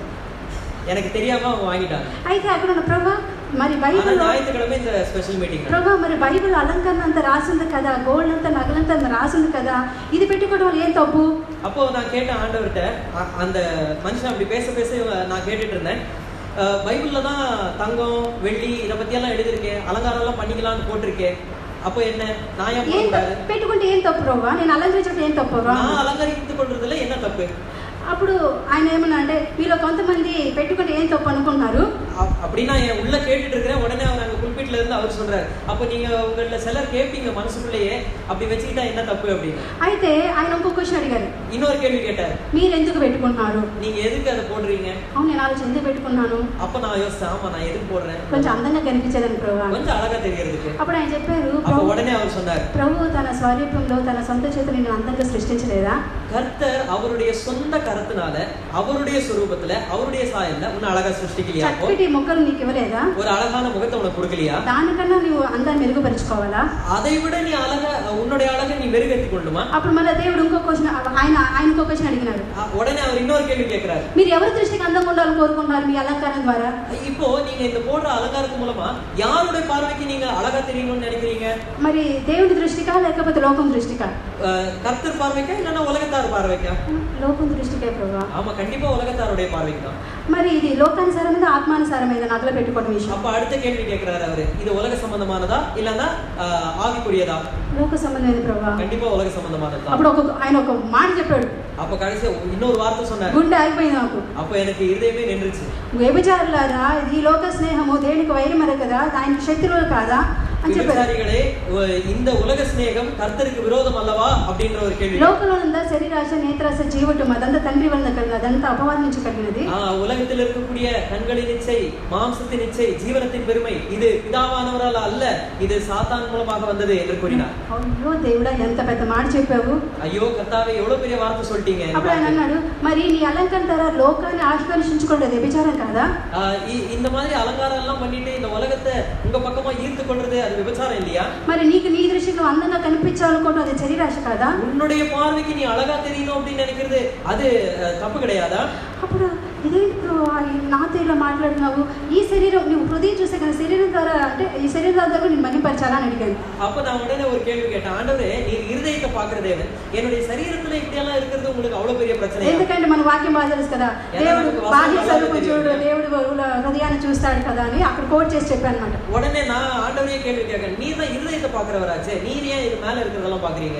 అప్పుడు దేవుడు 1 కొరింథీయులు 6:19 వచనంలో, మీరు దేవుడికి రక్తం చేత విలువ కొలమన ఆయన సొత్తు, మీ దేహం ద్వారా దేవుని మహిమపరచాలి. அப்போ 1 கொரிந்தியர் 6:19 மூலமாக உங்களுடைய நீங்கள் கர்த்தரால் பெற்றிருக்கக்கூடிய சுதந்திரமா இருக்கிறீர்கள், அது மட்டுமல்ல உங்களுடைய சரீரத்தின் மூலமாக நீங்கள் கர்த்தரை மகிமைப்படுத்த வேண்டும். అప్పుడు లాస్ట్ గా అప్పుడు సరే ప్రభా మీరు చెప్పిన కన్నా ఇంటికి పోయి అందరిని కన్విన్స్ చేసేసి నేను తీసేస్తాను. அப்போ நான் என்ன நினைச்சேன்னா, சரி ஆண்டவரே, வீட்டுக்கு போயிட்டு எல்லார்ட்டையும் சொல்லிட்டு எல்லார்ட்டையும் எப்படியாவது அவங்கள ஒத்துக்க வச்சுட்டு நான் ஒத்துறேன். వెంటనే లూకా రాసిన లూకా సువార్త 9వ అధ్యాయము 61-62 9:61-62 உடனே அங்க அந்த அந்த జర్మనీలో இருந்து வந்தவர் அந்த வசனத்தை சொல்றாரு. ఏమంటే ప్రభువైన యేసుక్రీస్తును ఒకడు వెంబడించాలనుకుంటాడు, కర్తరాగి యేసుక్రీస్తుவை ஒருத்தன் பின்பற்றணும் அப்படின்னு நினைக்கிறான். అప్పుడు నా ఇంటికి వెళ్ళి నేను సెలవు తీసుకొని వస్తాను ప్రభు అని చెప్తాడు. அப்ப அந்த மனுஷன் என்ன சொல்றான்னா, நான் வீட்டுக்கு போயிட்டு எல்லாருக்கும் சொல்லிட்டு வரேன் அப்படின்னு ஒருத்தன் சொல்றான். అప్పుడు ప్రభు ఒక మాట చెప్తాడు. அப்ப கர்த்தர் ஒரு வார்த்தை சொல்றாரு, నాకిడిపై చేయి వేసేవాడు వెనక్కి తిరిగేవాడు ఎన్నటికి దేవుడి రాజ్యానికి పాత్రుడు కాడు. கலப்பையின் மேல் கையை போட்டு பின்னிட்டு பார்க்கிறவன் அந்த என்றைக்கும் கர்த்தருடைய ராஜ்யத்தை சுதந்திரித்துக் கொள்ள மாட்டான். అప్పుడు అది నాన్న ఎక్కడ ఏ స్థలంలో కూర్చున్నానో నాకు ఏది నాకు అందంగా అనిపించి అలంకరిస్తుంది అదంతా తీసేసి దేవుడి సందులో వదిలేశాను. நான் உட்கார்ந்து இருக்கிற அந்த மீட்டிங்லயே நான் எது எனக்காக அலங்காரம் நினைச்சனோ அது எல்லாத்தையும் நான் கட்டிட்டேன் உடனே. ఆ తర్వాత ఇదే లాస్ట్ ఒక సాక్ష్యం నన్ను ఎంతో ఛాలెంజ్ చేసింది. ஒரு సాక్షిயானது எனக்கு ஒரு சவாலாக இருந்தது. ఏమంటే చంద్రుడిపైకి వెళ్ళేవారు, ఒక శాటిలైట్ వెళ్ళేవారు 10 మంది ఉన్నారు సైంటిస్టులు. அங்கே சந்திர மண்டலத்துக்கு போகிற அந்த ஒரு சேட்டலைட்ல அந்த சேட்டலைட் மிஷன்ல விஞ்ஞானிகள் இருக்கிறார்கள். కల్పనా చావ్లా కూడా మన ఇండియా నుంచి వెళ్తున్నారు. కల్పనా చావ్లా కూడా நம்முடைய இந்தியாவில இருந்து செல்கிறார்கள். అయితే వాళ్ళు మరి ఒకవేళ దురదృష్టవశాత్తు మరి భూమి చేరకపోతే వాళ్ళ లాస్ట్ కోరిక ఏమని రాపించుకున్నారు. அவர்கள் அங்கே போகும்பொழுது ஒரு கடிதத்தில் அவர்கள் எழுத வேண்டும், நீங்கள் மறுபடியும் வரவில்லை என்றால் உங்களுடைய கடைசி ஆசை என்ன. అప్పుడు మరి వీళ్ళిద్దరు ఏం రాశారంటే, இவங்க 2 பேர் என்ன என்று మా రక్షకుడైన యేసుక్రీస్తు గురించి ప్రకటించండి అని రాశారు. என்னுடைய கர்த்தராகிய இயேசு கிறிஸ்துவை குறித்து, ரட்சகராகிய இயேசு கிறிஸ்துவை குறித்து உலகமெங்கும் பிரஸ்தாபிக்கப்பட வேண்டும். తర్వాత మరి వాళ్ళు మరి కిందకి భూమికి వచ్చేటప్పుడు ఆ శాటిలైట్ ఫెయిల్ అయిపోయి అందరూ చనిపోయారు. கீழே வரதுக்குள்ள அந்த சேட்டலைட் ஃபெயில் ஆகி கீழே விழுந்துருச்சு. అయితే మరి వాళ్ళు లాస్ట్ కోరిక కాబట్టి అది అఫీషియల్ గా గవర్నమెంట్ ఏం చేశారంటే వాళ్ళ ఫ్యూనరల్ లో அது அவங்களுடைய கடைசி ஆசைன்றதுனால அவங்களுடைய அடக்க ஆராதனையில என்ன பண்ணாங்க, మరి బిలియన్ గ్రాహం పిలిచి సువార్త చెప్పించారు. బిల్లీ గ్రాహం సోదరుని அவர்களை அழைத்து அங்கே சுவிசேஷத்தை சொல்ல வைத்தார். ఎంతో మంది కమాండ్స్, ఎంతో మంది ప్రభువైన యేసుక్రీస్తుని రక్షకుడిగా అంగీకరించి ఎన్నో ఆత్మలు రక్షింపబడ్డారు. எத்தனையோ ஆத்மாக்கள் அங்கே ரட்சிக்கப்பட்டார்கள். వాళ్ళు బ్రతుకుండి దేవుడి కొరకు రక్షించిన ఆత్మల కంటే వారు చనిపోయిన ఆత్మల సంఖ్య ఎక్కువైందంట. அவர்கள் உயிரோடு இருக்கும் பொழுது அவர்கள் சம்பாதித்த ஆத்மாக்களை விட அவர்களுடைய மரணத்தில் அவர்கள் சம்பாதித்த ஆத்மாக்கள் மிக அதிகம். దేవుడు నాకు ముందు ఒక సవాల్ పెట్టాడు. தேவன் எனக்கு முன்பாக ஒரு சவாலை வைத்தார்.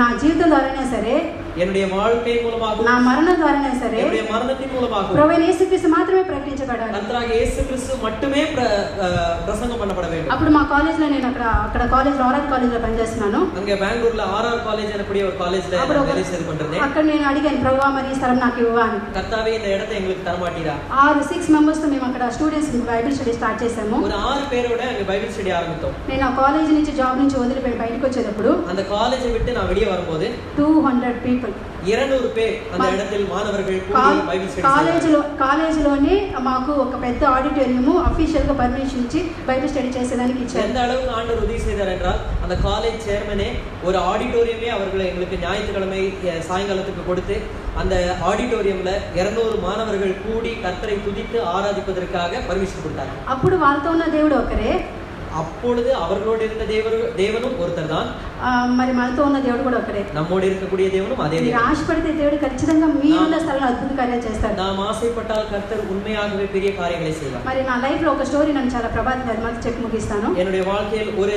கதையானது மிகவும் அது தாக்கினது. మీలాగా ఒక యవనస్థ కాలంలో ఈ స్టోరీ విన్నాను.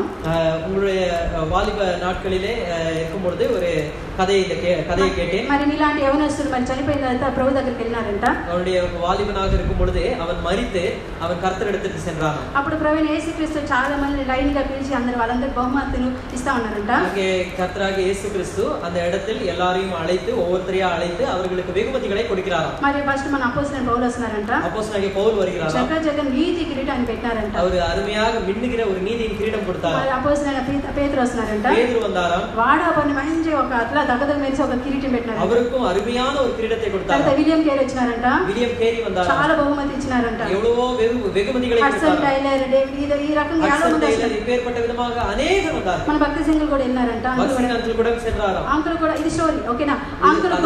అంకుల్ కూడా చాలా పెద్ద బహుమతి ఇచ్చారంట. அவர்களுக்கும் பெரிய ஒரு வெகுமதி கொடுத்தாராம். అప్పుడు మరి యవనస్తుడు నా పేరు ఎప్పుడు పిలుస్తారా, నా ఎప్పుడు పేరు చూస్తానని చూస్తా ఉన్నాడు. அந்த வாலிபன் நினைத்துக்கொண்டே இருந்தான், என் பேர் எப்பதான் கூப்பிட போறாங்க. ఎప్పటికీ ప్రభు పిలువనే లేదంట பேர் கூப்பிடவே இல்லையா. ఆయన తట్టుకోలేకుండా ప్రభు దగ్గరికి వచ్చినాడంట. அங்க அவர் தாங்க முடியாம கர்த்தர்கிட்ட வந்தார். అందరిని పిలుస్తున్నారు, கர்த்தாவே எல்லாரையும் கூப்பிடுறீங்களே, నా పేరు ఎప్పుడు పిలుస్తావు ప్రభు, என் பேர் எப்ப ஆண்டவரே கூப்பிட போறீங்க. అప్పుడు ఆయన చెప్పినారంట. அப்ப அந்த கர்த்தர் சொன்னாராம். మరి అబ్బాయి చెప్పినాడంట, அந்த பையன் சொன்னானா, నీ కొరకు నేను చాలా నమ్మకంగా ఉన్నాను, உங்களுக்காக நான் எவ்வளவு நம்பிக்கையா இருந்தேன், పాపం చేయకుండా ఉన్నాను, நான் பாவம் செய்யல, మీ వాక్యం సరిగా చదివాను, உங்களுடைய வார்த்தையை சரியா வாசித்தேன், నా జీవిత కాలం అంతా మీ దృష్టికి నమ్మకంగా ఉన్నాను, என்னுடைய ஜீவிய காலமெல்லாம் உங்களுடைய பார்வைக்கு நல்லா இருந்தேனே, అందుకే కదప్ప నీకు పరలోక రాజ్యం ఇచ్చానని చెప్పినాడు. அதுதானே உங்களுக்கு பரலோக ராஜ்யம் கொடுத்தேன். మరి వాళ్ళు అని అడిగానంట. ஆனா அவங்க వారు నా నామం కోసం విసిపబడ్డారు, அவர்கள் என்னுடைய நாமத்திற்காக அவர்கள் துன்பப்படுத்தப்பட்டார்கள், సాక్షులయ్యారు, என்னுடைய நாமத்திற்காக அவர்கள் ரத்த சாட்சியாக వాళ్ళ மரித்தார்கள். అకౌంట్ చూసావా, அவர்களுடைய அக்கவுண்ட் நீ பாத்தியா, ఎన్ని ఆత్మలు రక్షింపబడ్డాయో, எத்தனை ஆத்மாக்களை ரட்சித்துக் கொண்டார்கள். ఒకసారి నీ అకౌంట్ చూడు, ஒரு தடவை உன்னுடைய அக்கவுண்ட் பாரு, నీ జీవితకాలంలో ఒక ఆత్మను రక్షించావు. உன்னுடைய வாழ்க்கையில ஒரு ஆத்மாவது ரட்சித்தியா? అయ్యో ప్రభువా నాకు ఈ విషయం తెలియకుండా, ஐயோ கர்த்தாவே எனக்கு இந்த விஷயம் தெரியாம నా போயிடுச்சு, స్వార్థంగా జీవించాను, ஐயో நான் சுயநலத்தோட வாழ்ந்தேனே, ప్రభువా నాకు ఒక ఛాన్స్, எனக்கு ஒரே ஒரு தருணம், నేను ఇప్పుడు వెళ్ళి ఎన్నో ఆత్మలు మీ కొరకు సంపాదించుకుంటాను, உங்களுக்காக எத்தனையோ ஆத்மாக்களை நான் சம்பாதிச்சுக்கிறேன், என்ன தயவு செய்து விட்டுருங்க. అప్పుడు ప్రభు చెప్పినారంట, கர்த்தர் சொன்னார், యువర్ టైం అప్, உன்னுடைய நேரம் முடிந்தது. అయితే మీ టైం నా టైం ఇంకా అప్ప. ஆனா என்னுடைய நேரமும் உங்களுடைய நேரமும் இன்னும் முடியல. ప్రభు దగ్గర బల మంచి దాసుడా అని నిలబడదాం. கர்த்தர் இடத்துல போய் இதோ நல்ல ஊழியக்காரனே என்று பேர் நாம் எடுக்க வேண்டும். ఈ యొక్క సాక్ష్యం ద్వారా ప్రభు యేసుక్రీస్తు నామం మాత్రమే పంచుచున్నాం. இந்த சாட்சியின் மூலமாக கர்த்தராகிய இயேசு கிறிஸ்து நாமம் ஒன்றே மகிமைப்படுவதாக. దేవునికి స్తోత్రం. கர்த்தருக்கு ஸ்தோத்திரம்.